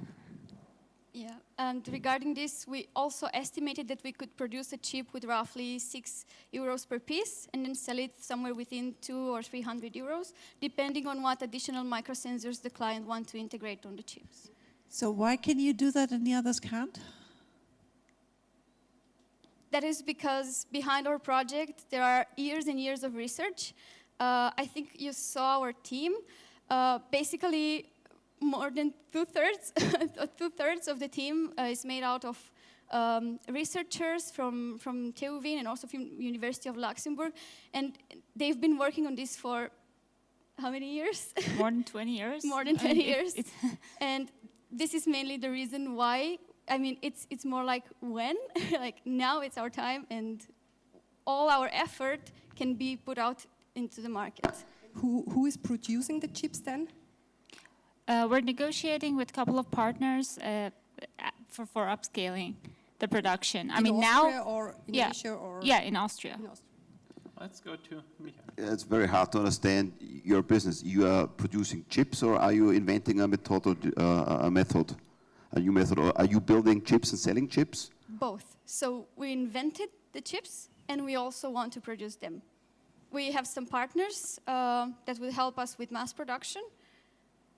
But basically, we patented those innovations. Currently, the patent belongs to TU. We plan on using the patent in order to produce the chips. We already have some prototypes that need to be turned into industrial prototype in order to be able to use. Chips means microprocessor chip, or is it just a layer for some tissue? Or what is it? How complex is the chip? Yeah, the chip is pretty complex, but the material-wise, I don't know, like if I understood the question correctly, it's glass and silicon. Yeah, I mean, so basically, you're just saying, yeah, we're producing microprocessors. What you're saying, I mean, seems like a challenge. That was just, I just want to find out. That's why they have 20 years of experience. We can also integrate various sensors on the chips. So for instance, Wow. sensors for oxygen, sensors that monitor the activity on the cells on the chip, sensors for pH. So these all are optional, and the client can use whether they want them on the chip or not. And on the chip, you integrate then some human cells and measure yes. them. So for example, and this is new. Nobody in the world can do this. No, I mean there are some competitors that are working on it, on the different products, because each of these companies are focusing on the different aspect of biology. For example, neurobiology. So just to explain it maybe a little bit more clear, as a state of the art, we buy cell culture dishes and Petri dishes, and this is the next generation for culturing the cells, drug screening, toxicology, tissue on a chip, organ on a chip. So basically, I have to cut you off because I'll give one. Who is selling this chip? Yes. To whom are you selling this chip? Who is buying it? This the is hospital, or who is no. Rather research institutes, companies that are doing research in this field, and this is where we are trying to build our network now into this field. And you don't think you're not afraid about that it can be copied easily once you're out? No. It cannot be copied that easily, and we have to. No. Yeah, they are also patented. Yes. Patented and quite complicated.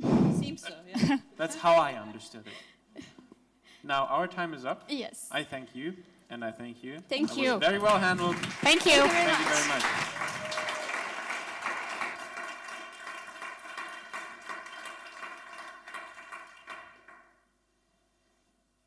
Now, we're going from something rather complicated to something more easy. Super easy, actually. That's at least what he is claiming. Please welcome Julian from Kula. So, You know how this works? Slides, yeah, timer, I've done this audience, once or twice before. Jury. So. Good. Then Yeah. have fun. Thanks. Hey everyone, we are Kula. We are the app to make an app. Over 99% of people can't code. And that's a huge problem for small businesses that want to develop an app, because developers are rare and expensive. Let alone in Austria, there are over 10,000 developers missing, and their salary is quite high. We found out that mobile app development is just not accessible nor affordable for small businesses. But Cooler is changing that. Cooler is the app to make an app. It's literally a mobile app to make mobile apps. And how does that work? Well, here's a customer example. This is Dominic. He's our first customer. He's a personal trainer. He has limited financial resources and no technical expertise. And all he needs to do is to tell Cooler what kind of app he wants. In his case, show recipes, training plans for his clients. And Cooler shows him instantly a preview of that app and a step-by-step guide on how to build it. And the pricing is really affordable with $100 a month, which is about equally to 1 developer hour a month. And compared to our competitors, we even go one step further and don't require users to know anything about app design. Our USP is that we don't save just time and money for developers. We enable non-tech people, non-developers, to have their own app. The global market is huge with $100 billion US. And the no-code, low-code market is growing at a rate of 40% every year. Team is ready. We are Julian and Philip. We founded the mobile app development company 3 years ago, and we just onboarded our strategic advisor, Daniel, who is the ex-CEO of the startup Migrator and is helping us with marketing and sales. And our traction has been great. We acquired our first customer. The first ever built app built with Cooler passed the Apple review, and we pitched for a 25K grant just in the last 2 weeks. And the timeline is always looking fine. We're starting our Android development in August 2021 with a limited launch at the end of the year, raising a big financial round in summer 2022, reaching our milestone of 500 apps built with Cooler at the end of next year. What's missing? We need a business angel, someone who loves mobile apps, wants to invest in us as a team, and guides us on our way. Specifically, we are looking for 40K of investment, matching grants and our own money. We are Cooler. We are the app to make an app. And we are going to change the status quo on how mobile apps are made and who makes them. Sign up at cooler.app if you want to know more. Thank you. Yeah, thank you.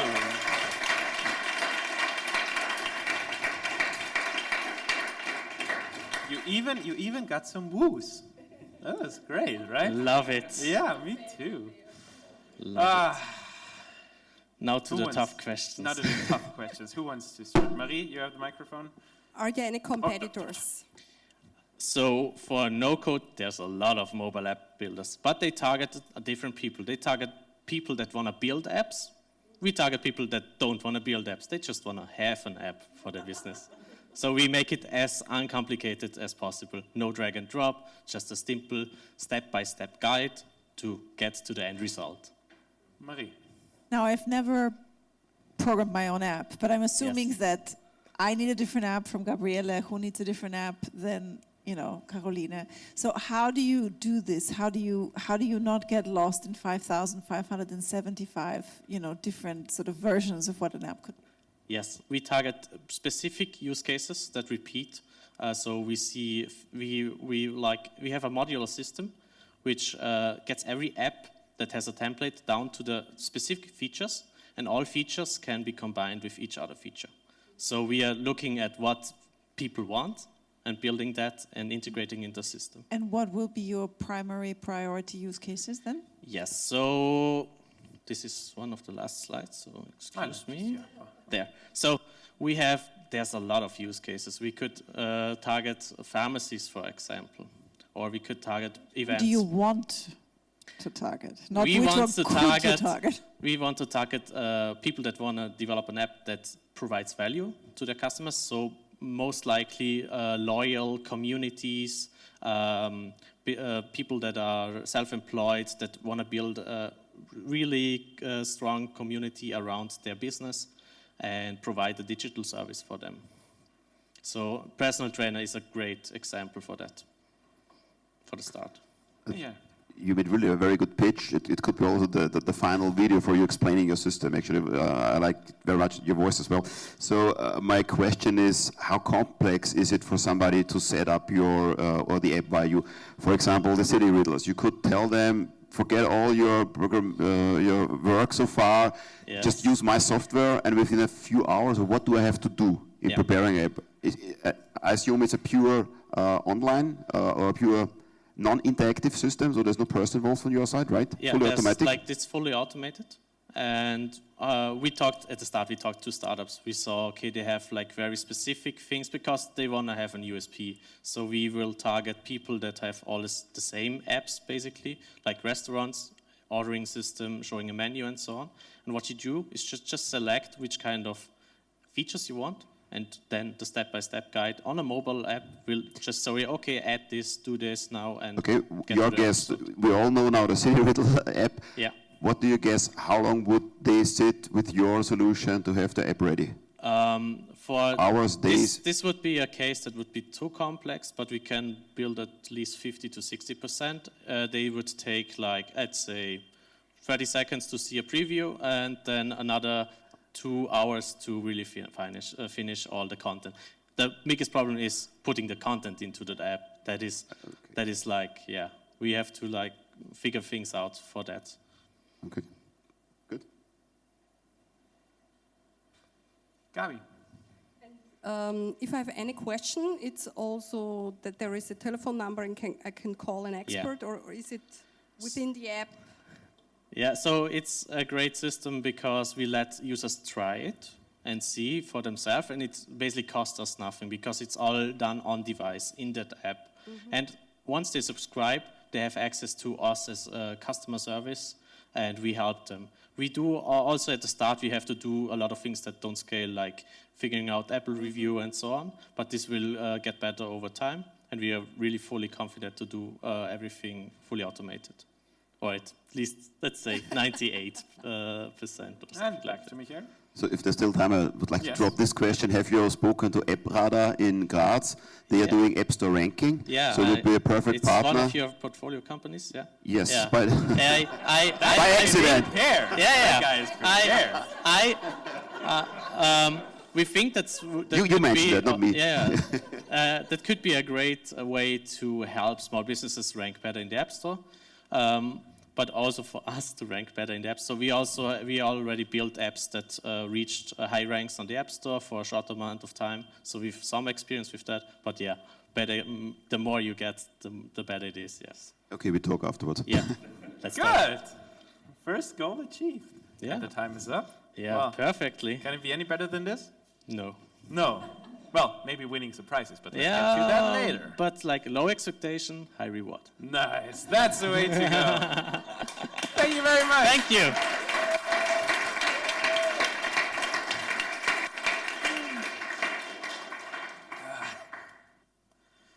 Whew.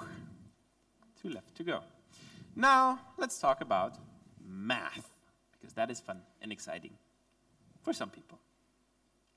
Like those people. Anastasia, yes. Will you join me on stage? Yes. Can you hear me? I can hear you. Do you want an applause? Yes. Yes. Thank you. Yes, I'm ready. You ready? Do you hear me well? Is it working? Well, I will connect. Wait. Oh. 1, 2, 3, 1, 2, 3. I lost Perfect. Sorry. No, it's okay. Thanks for your support. You're welcome. Okay, I'm ready to start. And yeah, let's talk about math.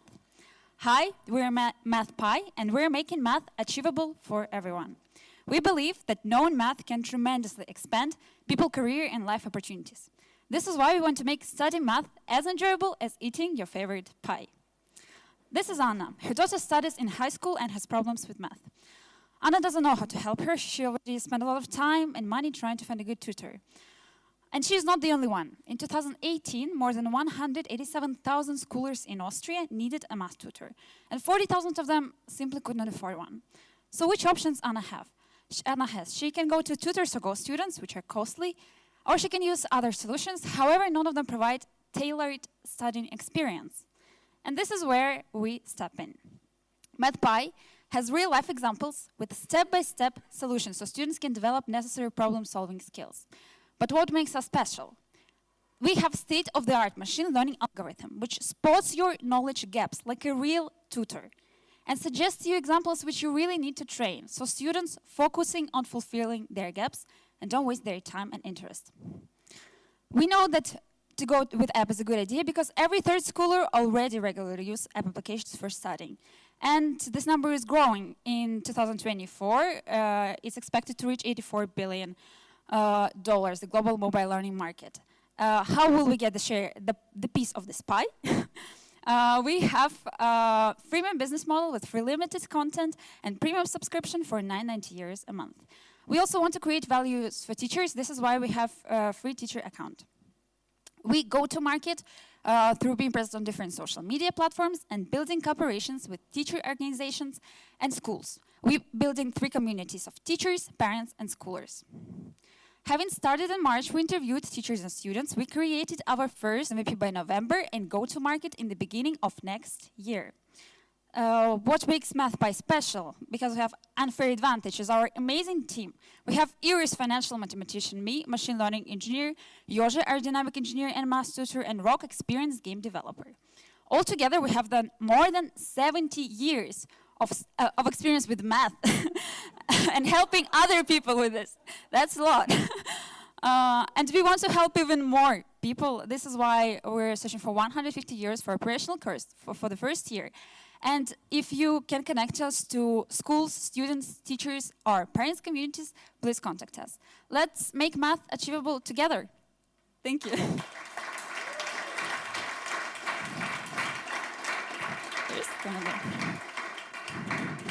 Now, you take center stage for the questions, I guess. Cool. No. We both. Oh, we no. both. We're a team. Yeah. You're a team, of course you are. Yeah. Let's start. Caroline. As you already said, there are loads of platforms doing that. Yes. So what is your clear USP? So the thing that all of these platforms, they just provide theory and examples. We want to be a math tutor in your pocket. So we want to use recommendation system to somehow replace, like to some extent, tutors. And somehow automate tutoring, because automation on the education market is just starting. It will be there at some point, and we think now it's a good time to start building this product. So you are saying your solution actually is more interactive. It shows me as a student where is my lack of knowledge and points exactly there. This is a how to say it? This is a feature which all the Go students and all the other companies don't have. Go Student is providing you tutor online. So it's the same tutor and it's quite costly. And these are other apps, they just give you theory and then some examples to train theory. But we want to somehow keep students' motivation, so we find out where there's gaps and we suggest examples they need to train. And we also try to adapt to their level, so it's not so easy so they get bored, and it's not so complicated so they get too scared. So like we really want to develop this good recommendation system, which this is what we are working on. So they will not only know where they have weaknesses, but we will automatically, they will get the examples that will be able with these examples to fulfill their weaknesses. Okay, and you have already the full curriculum of mathematics in your system, or you're just starting chapter by chapter? No, we just started chapter by chapter. Now we implemented like one type of exercises, and we have the first prototype, but we still need to develop this recommendation system. And you do all the chapters, and you're not relying on third-party teachers. You will type all those chapters, which is quite a work. The thing is that we started with the fractions and with limits, and your question is like, will we type in all the examples manually? Yeah. So the thing is that we want to make a generated content. We will hand by hand put so many examples, but from one point the content will be generated automatically. But it sounds like thousands of hours, right? Do you have an estimation how long it takes that you have the full high school chapters in there in your system? We don't have estimations yet, but yeah, the thing that we want to go through each chapter is to have several examples and then automate generation of this already also based on these few examples which we implement manually, we then automate it.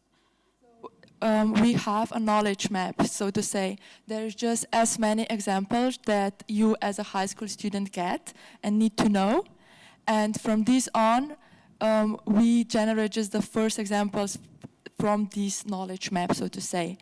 And we already have one for fractions and for limits. So from that on, with a good approach, is it not that time costly? No. Let's jump to Marie. I'm very lucky because my daughter loves math. Congratulations. Yes, I agree. I'm very proud of her. No, serious. Cool. I like I'm that. very proud, and I certainly couldn't help her. But what I'm observing is that she has a really important function in her peer group as the one that explains it to her friends, right? Because she understands it and she enjoys it. No. So how will you make sure that this important factor of a person you like, a person you trust, who explains something to you in a way that you will understand is part of your system? Because just the examples isn't going to do the trick, right? We try somehow to also assist people with understanding by giving the so-called recipe of how it works, and they can also go to theory. But as you told, like, we cannot replace this tutoring fully, only to some extent. And we were thinking also to build some community around the application where they will be able to consult, or also the teachers will be able to consult students there through this community. And we still need to think about it, how to do it properly. But you're right, we still need to have some human support there.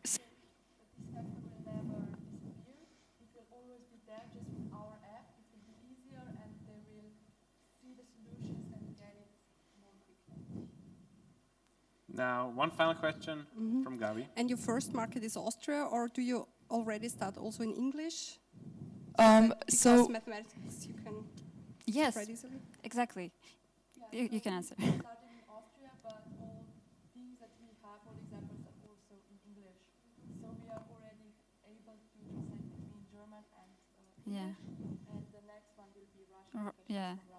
So we built a platform from the beginning, so we can easily translate it to several languages. We're already in development considering that. And Because math product is the highly universal language scalable. anyway, right? Exactly. Yeah. International language. Yeah, good. Cool. I think we got all things covered. Yeah, At thank least you very time much is for up. your question. So we can continue this conversation afterwards if we want. We In the will. meantime, we say thank you very much. Thank You did a you. great job. Probably, basically, yeah. Thank you. I have to.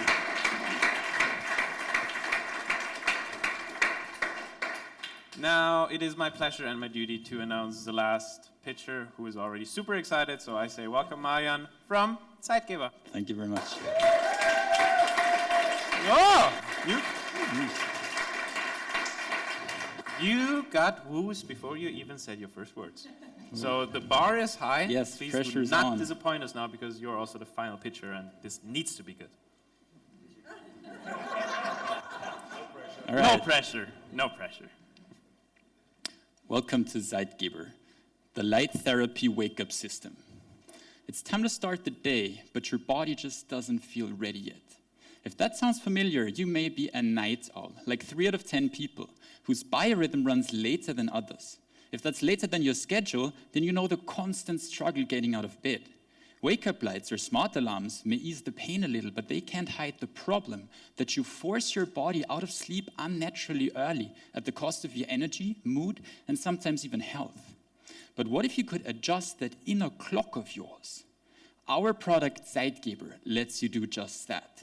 What feels like waking up to a sunrise is an implementation of state-of-the-art science that makes an earlier morning awakening your nature, resulting in the best and healthiest wake-up experience out there, as we are the first standalone wake-up solution to do this. We're scientifically advised by Professor Jamie Zeitzer from Stanford University, one of the global experts in this field. But there's more. Zeitgeber can help with depression. We're the first to use a special kind of dawn simulation that improved winter depression by almost 50%, comparable to the most effective treatments to date, without the effort, stigma, or severe side effects. That is why psychiatrist Dr. Edda Winkler-Pierek, who leads the Clinic for Winter Depression at AKH, is already now sending us her private patients for user tests. With Zeitgeber, we're entering the $11 billion sleep tech devices market that's growing fast. Our target group are the almost 10 million people in Europe and North America who are night owls, struggle with symptoms of winter depression, and can afford an investment in their personal well-being. We sell our product B2C, mainly online, but also have it displayed in selected bedroom interior stores so that people can get a physical feel for it. Behind Zeitgeber, we're a team of 5 people with complementary skills in medicine, engineering, accounting, and marketing, supported by experts. Having been able to solve our own problems with the Zeitgeber approach, we're committed to making it a reality, with me already working full-time on it. Throughout the last year, we've constructed 4 functional prototypes in hardware and software, and user tests have run so well that despite the early stage, 3 out of 6 testers asked us if they could keep it and agreed to pay on average 600 euros in order to do so for material costs. The AKH has stated interest in using our product as therapeutic device in their clinic. We'll finalize our prototype until the end of the year and start this cooperation. A crowdfunding campaign in early 2022 will bridge the production setup phase until we officially launch in November 2022. We're currently looking for funding, incubation acceleration programs, visibility, as well as connections to hardware manufacturers. We look forward to your support on our journey to make people love mornings. Thank you. Thank you.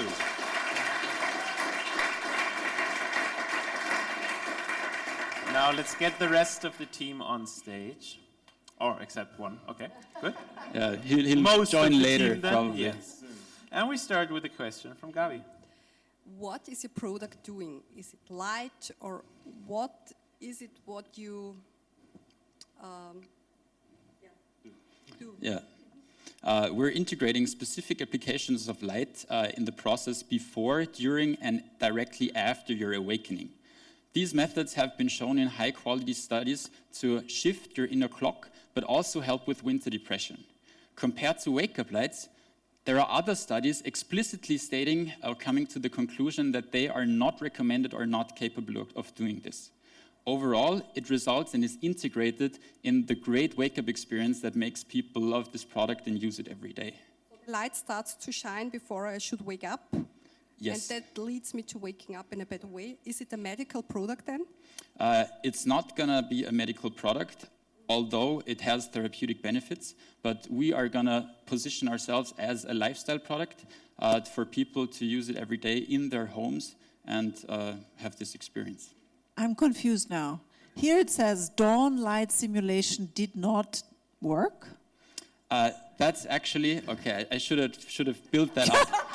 So that is what is possible, and the yellow things are the comparison to current wake-up lights. So what you are reading here is what they say about current wake-up lights in yellow. How is your wake-up light different to that wake-up light that doesn't work? So which one of those do you mean? Dawn light simulation did not change the circadian phase. Gable 2013. Yes. So number one, dawn lights, wake-up lights are very limited in their luminous field. They don't reach you in every sleeping position. We do. But we have another intervention with light. It's like micro impulses that touch your circadian system, your inner clock, but not your sleep. That this is possible in that way has been shown only in 2019 and is not used in any alarm clock to date. I mean, from the product side, you have convinced me fully. I have this problem of not getting up in the morning, so I would try your product. However, on the business side, I'm not fully convinced now. At a very bold question, are you now selling bulbs, a lamp, or a system behind? So what is actually, I mean, are you talking about the frequency of the light? Is it more about the bulb, about how is the light structured? Or is it some whatever technology behind compared to my biorhythm? How complex is it for me to set it up? Is it just plug and play, or do I need to fill up whatever? How old am I? What are my habits and so on? So what are you selling actually? How complex is it for me as a customer? Yes. So what we are selling is an elegant piece of your bedroom interior that looks like that, and you just tell them when you want to wake up and what kind of type you are. And it will abstract that knowledge that you would need to know about your inner clock and these interventions from you. You have the specific distance to your bed, and it will integrate all the interventions, the functionality, and wake you up with light, being just a very nice piece of interior design. With how many designs would you come up to the market? We'll start with one. And at the end of the phase, I mean, we're talking about design issues in bedrooms, so you need dozens or hundreds out of different designs. So you are then a lamp designer at the end of the day, right? We don't plan to be a lamp designer per se, But we are facing the problem that we have to be adaptable to different bedrooms, and we have planned it in a way that we can easily replace the wood behind to fit other designs. Okay, maybe turn the question this way. Your knowledge is the system behind and the bulb, and actually you should be able to implement in any of those lamps, right? That's technically not exactly true, because you need a diffuse light coming towards you at a good distance, and the product with which we came up with combines the usability and the experience with exactly the specifications you need to meet the requirements of the studies that have proven helpful. Now the final question of the night or the day belongs to you. Does it already work if there's a window aside of the bed? Because, does it still work, or is it not working if there's a window nearby? Well, many people, and that is the major problem with winter depression, get up before the sun rises. So that's not a problem after all. If it's like here, the sun is shining, of course that's intervening. Usually the intensities you get from the window are still a lot less than our product. It's light therapy, basically. It's pretty bright in the end, but builds up smoothly. But if you use blinds, that is fixed. If you use it in winter, that's our major selling point, there is no problem. Curtains. Curtains solve Curtains, everything, right? yeah. You've automated blinds, we talked about that. Good. Yeah. Yes. Now the time is up. If you don't have anything else to say, I say thank you very much. Thank you. And this is your final applause, of course.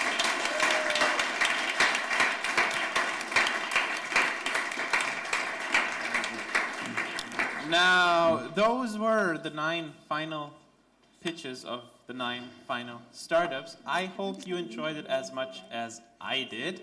I think the jury will have a hard time now deciding on, well, who's going to win? Do we give away some prizes? What are the prizes even? I'm thankful that I don't have to be part of this. The jury will take a 20-minute break now where they will go to a super secret jury room. Actually, I don't know where it is, so please just follow Birgit. She will know where the secret room is. And we will take a short break in the meantime. Please make sure to follow the COVID regulations. So just go outside, because then you are on the open air and I don't care about anything. Also, I'm not reliable for stuff. We will see each other back here in about 20 minutes to announce some awards, have some fun. In the meantime, go enjoy yourself. Thank you very much.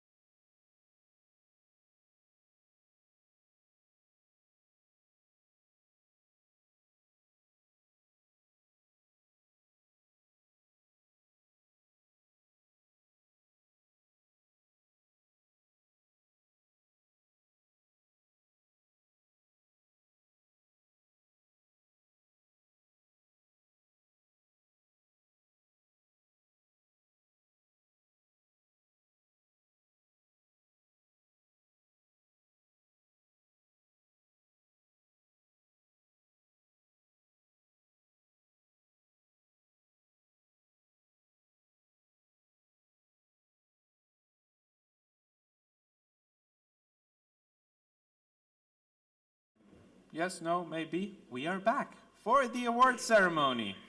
And the drinks already. Good. Cool. Now, first of all, I do want to take this chance to apologize, because I know I announced a 20-minute break and it was much longer.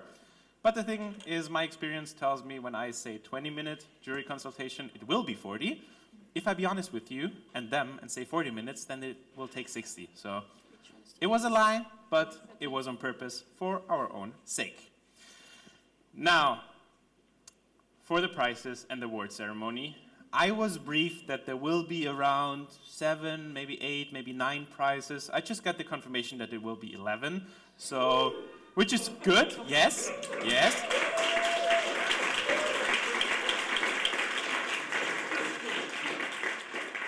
But that also means I'm kind of clueless about the prizes, or the extra prizes. That's why I will have some help with me on stage. Please, once again, welcome Birgit. Hello.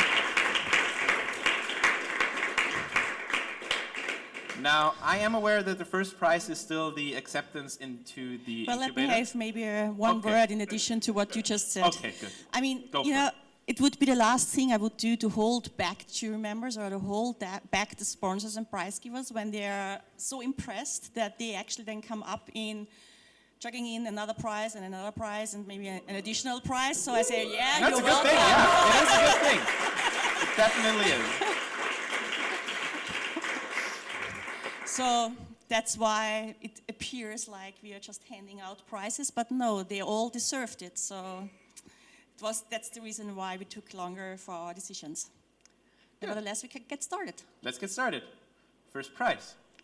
Or the first award. It's not the first prize in the case of the winner, the best, but the Exactly. first award. I would refrain Yes. from putting an order in, you know, which one is the first prize, second prize. It's awards. The first one we give out. The and then it's first one we second give out, because it's really, really tough to put a price tag on each individual prize. So it would not really mirror, you know, the worth or the value. They are all priceless, more or less, and you can only estimate. However, with the estimation, what we did with the 8 prizes, so with 11, probably even more, we came up to a sum of 250,000 euros worth in value. Nice. So what we hand out today.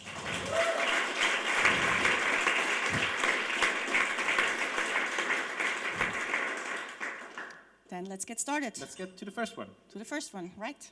You know the most about the first one, so it is the acceptance into the TU I²c incubator, plus 1 year co-working space. Exactly. Is that correct? It's correct. And Good. basically everything said, no? Great. What can I add on to this prize? Originally, our TU incubator was set up. We are small. We are like a boutique incubator and very project-based working. So we can't really take on a large batch every time we start with a new round.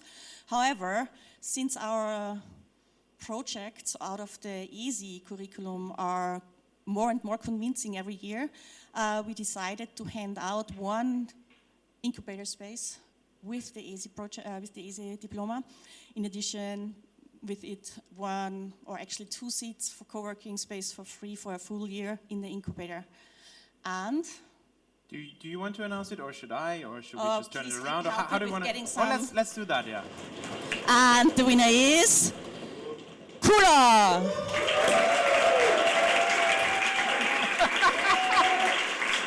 Is that? Do you have champagne? Okay, we are not allowed to hug or shake hands or whatever, but take off your mask and smile. I'll allow that for this time. Franziska, help us organizing that. I don't know how long it. Can we maybe put the camera on the champagne here that was opened here by one of the mentors? He's very happy that you won. We are as well.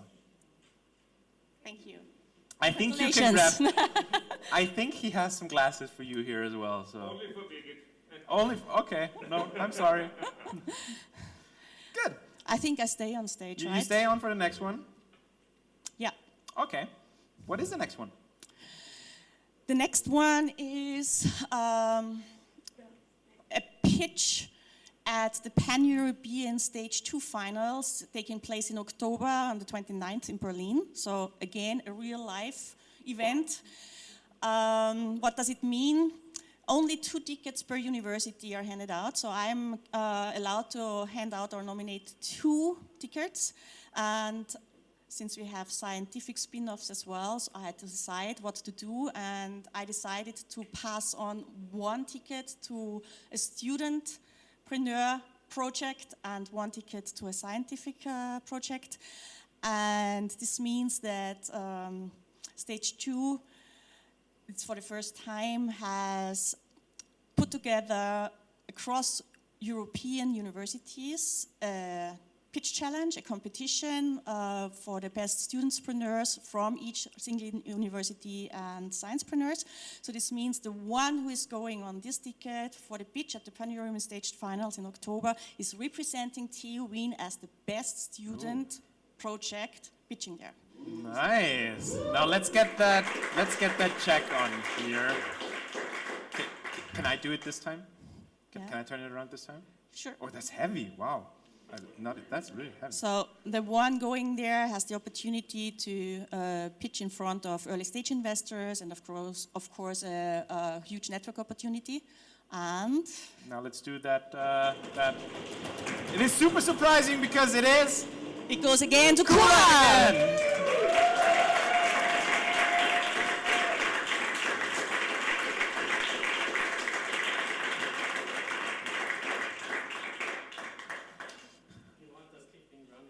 Yeah, maybe we'll. Yeah, just stay here. I don't know about the rest, but just for the records, it has been a jury decision, so it's important to say that because it has to be a jury deciding on the best project for the Stage 2 finals.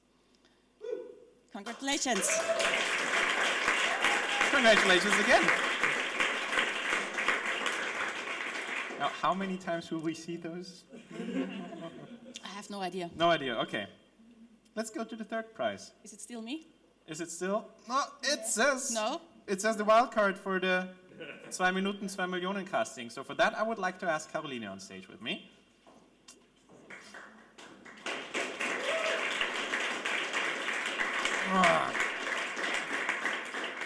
So I would say you tell us a little bit about it, and then you can announce it, and I will turn it around. Who knows the show? Obviously. That's good. That's good. Yes, we are happy. We will take up our new show in October with our filming, and I will see one of you there, and it will be City Regional.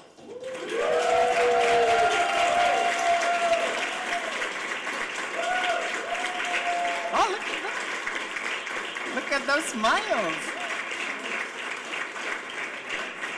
Now come up here. This is for you.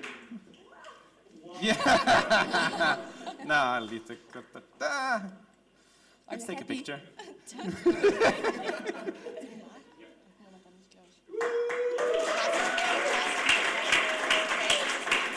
to see you there. I think you will stay with me, Carolina. Yes, I do. Yes, you do. Because the fourth prize says TV coverage in Klimaheldinnen. No. Yes. Yes. No? No. No? No. Oh, okay. Oh, it's another wild card. Yes. Oh, wow. Full of surprises. Yes, it is. It's actually the same I prize. didn't want to do that. Yeah, me neither. No, but let's do it. Let's do it. It's nice. But yeah. I was very convinced. Mm-hmm.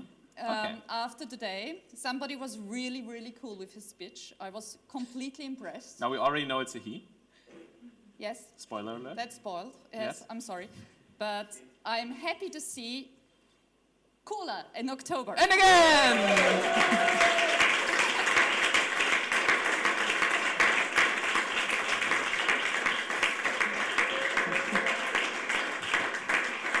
That is for you. Let's take some pictures again. This is getting repetitive with you guys. Yeah? I like it.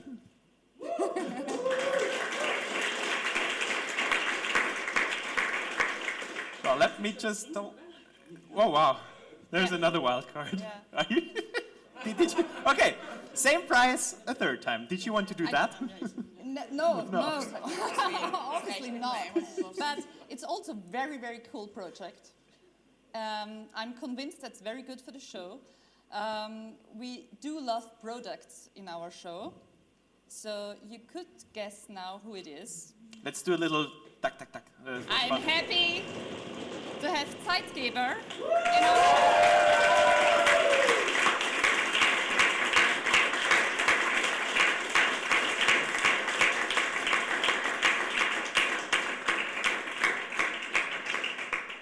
Hello there.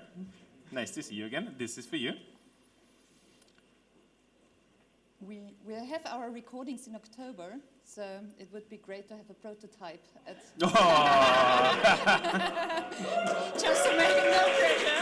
No pressure. All the best. Yeah, let's do a special... No. No? It's all No? mixed up with all the other products. Good. But you stay on. I stay Now on it's stage now it's a because- TV coverage, right? Yes, it Good. is a TV coverage. Now we have TV coverage in Klimaheldin. Because there's not only 2 minutes to million on Pulssphere, we do have other projects as well. What is Klimaheldinnen? Klimaheldinnen is a show on Pulssphere covering environmental and sustainable ideas which make our world better. And therefore, we think it would be good not to waste too much, but repair a little bit more. So very happy. Who could that be? Seminary.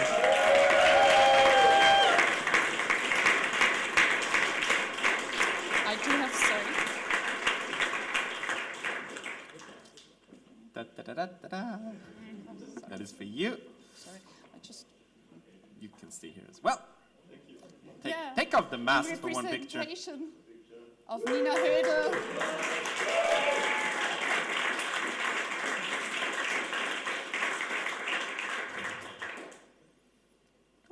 Oh, I still stay here. You still stay? Yeah. Okay. I'm not going. Not going anywhere. Because we have, ooh. Yes. And we have a magazine which is called For Life Changers. And this magazine covers how we can make our lives healthier and better. And we thought there might be a product which could fit very well in this magazine. Could you guess who it is? Well, product and making lives better. It is Zeitgeber.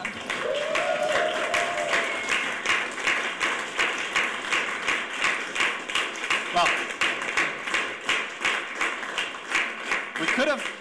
we could have given them out at the same time, but this would not have been the fun. No, it's fun when they have to I wanted to come stay and here longer. Yeah, I get that. Totally.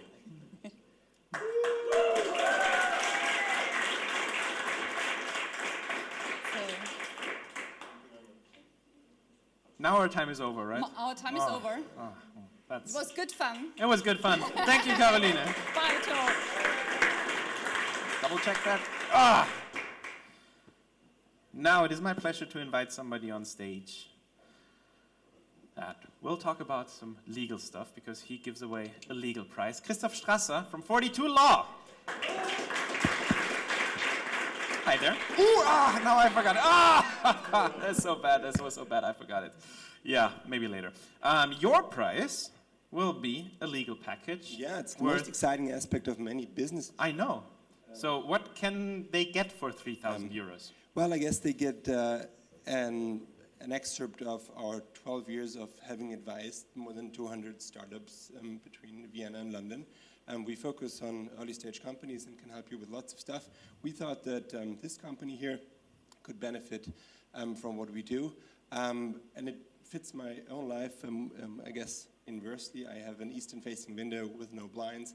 I have the opposite problem of winter depression, much too happy most mornings. But still, Zeitgeber, I think if we can help you out with getting started. The winner is Zeitgeber!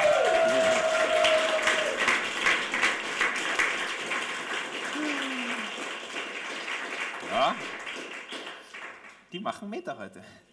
Sehr gut. Yeah. And once again for you, you know the drill. Hold it, smile, and...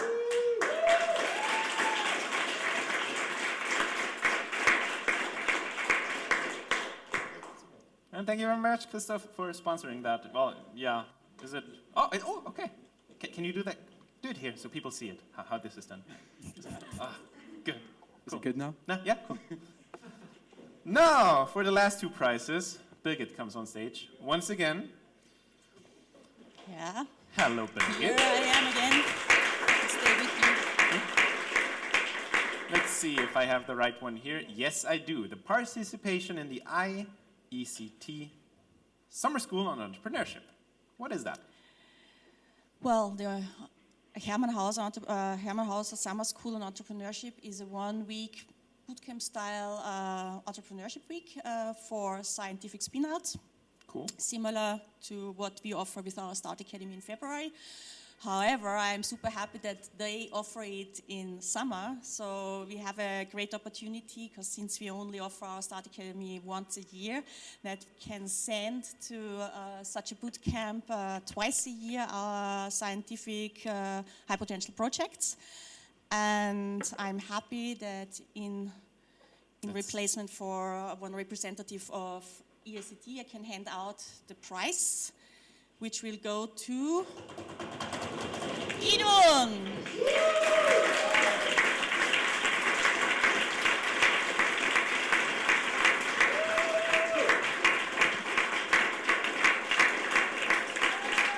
And once again here. Yay. You're welcome. And we have one more, right? I know it's heavy. Yeah, it looked easy for the others, right? Yeah. But they knew it after one voucher. So this is the final one, am I right? No? Yes, this is the final additional one, which we probably don't have a slide for, right? Oh, we have. We are prepared. The nomination for Falling Walls. Two more actually to go. Two more, okay. Yeah. Nomination for Falling Walls in the category Future Learning. I guess this gives away who will receive the prize. But I would like to have a few words on that. What is it? It is again a situation or again something that is only for universities. We are the institutions who can nominate teams as a representative for the university in 1 out of 10 this year categories. And there is one category for future learning, and we thought it would be a great opportunity, not only having the opportunity to pitch there, but also dive into the network. It's a full week in Berlin. Ooh. I think also in October, or is it in November? I mixed up the dates. And this award goes to MATPI.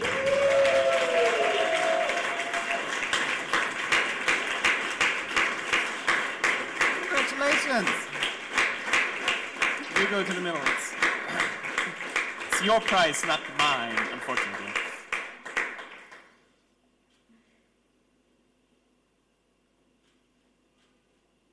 Good. You're welcome.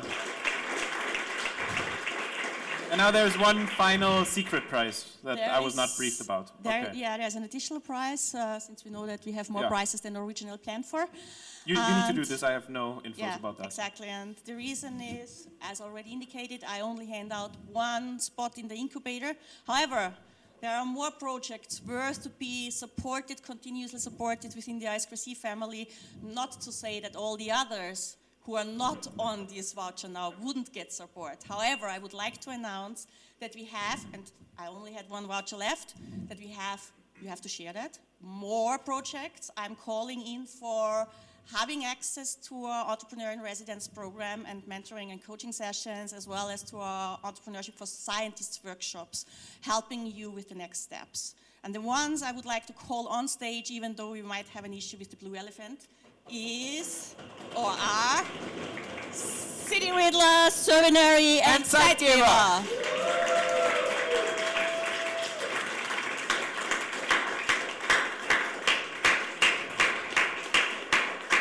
Now, whoever is the fastest here gets to keep the voucher. City Riddler gets to keep the voucher. Here in front, maybe, or hold it yourself. I don't know. I don't know how to do that now. Do it like the soccer players we are used to now with their Euro 2020, right? Yeah, Down, somebody. front Yeah, I row, get second that. row, Yeah, it's your prize. It's your prize. You guys can take it. So. Yeah. I think you need to get closer. Up. Good. Michi sagt Maske runter. Half. Good. Now pretend to be happy.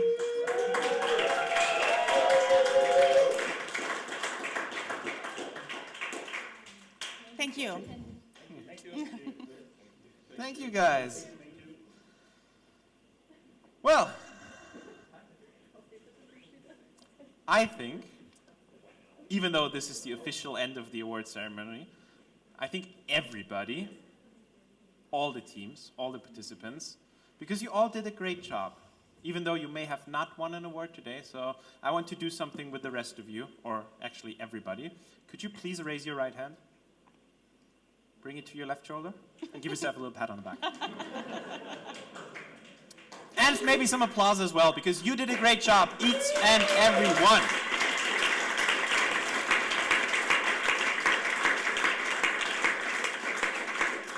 And before we officially end this and go to the even more exciting part of handing out your graduation certificates, I want to take the chance to say thank you. Thank you to the team, thank you to Birgit, thank you to the mentors, to the jury members who were here, to all the supporters and sponsors, because without them, all of this would not be possible, or possible in a very uncool way. So take a look at all these logos and think to yourself, wow, these are really cool. Thank them so much. And give them a round of applause.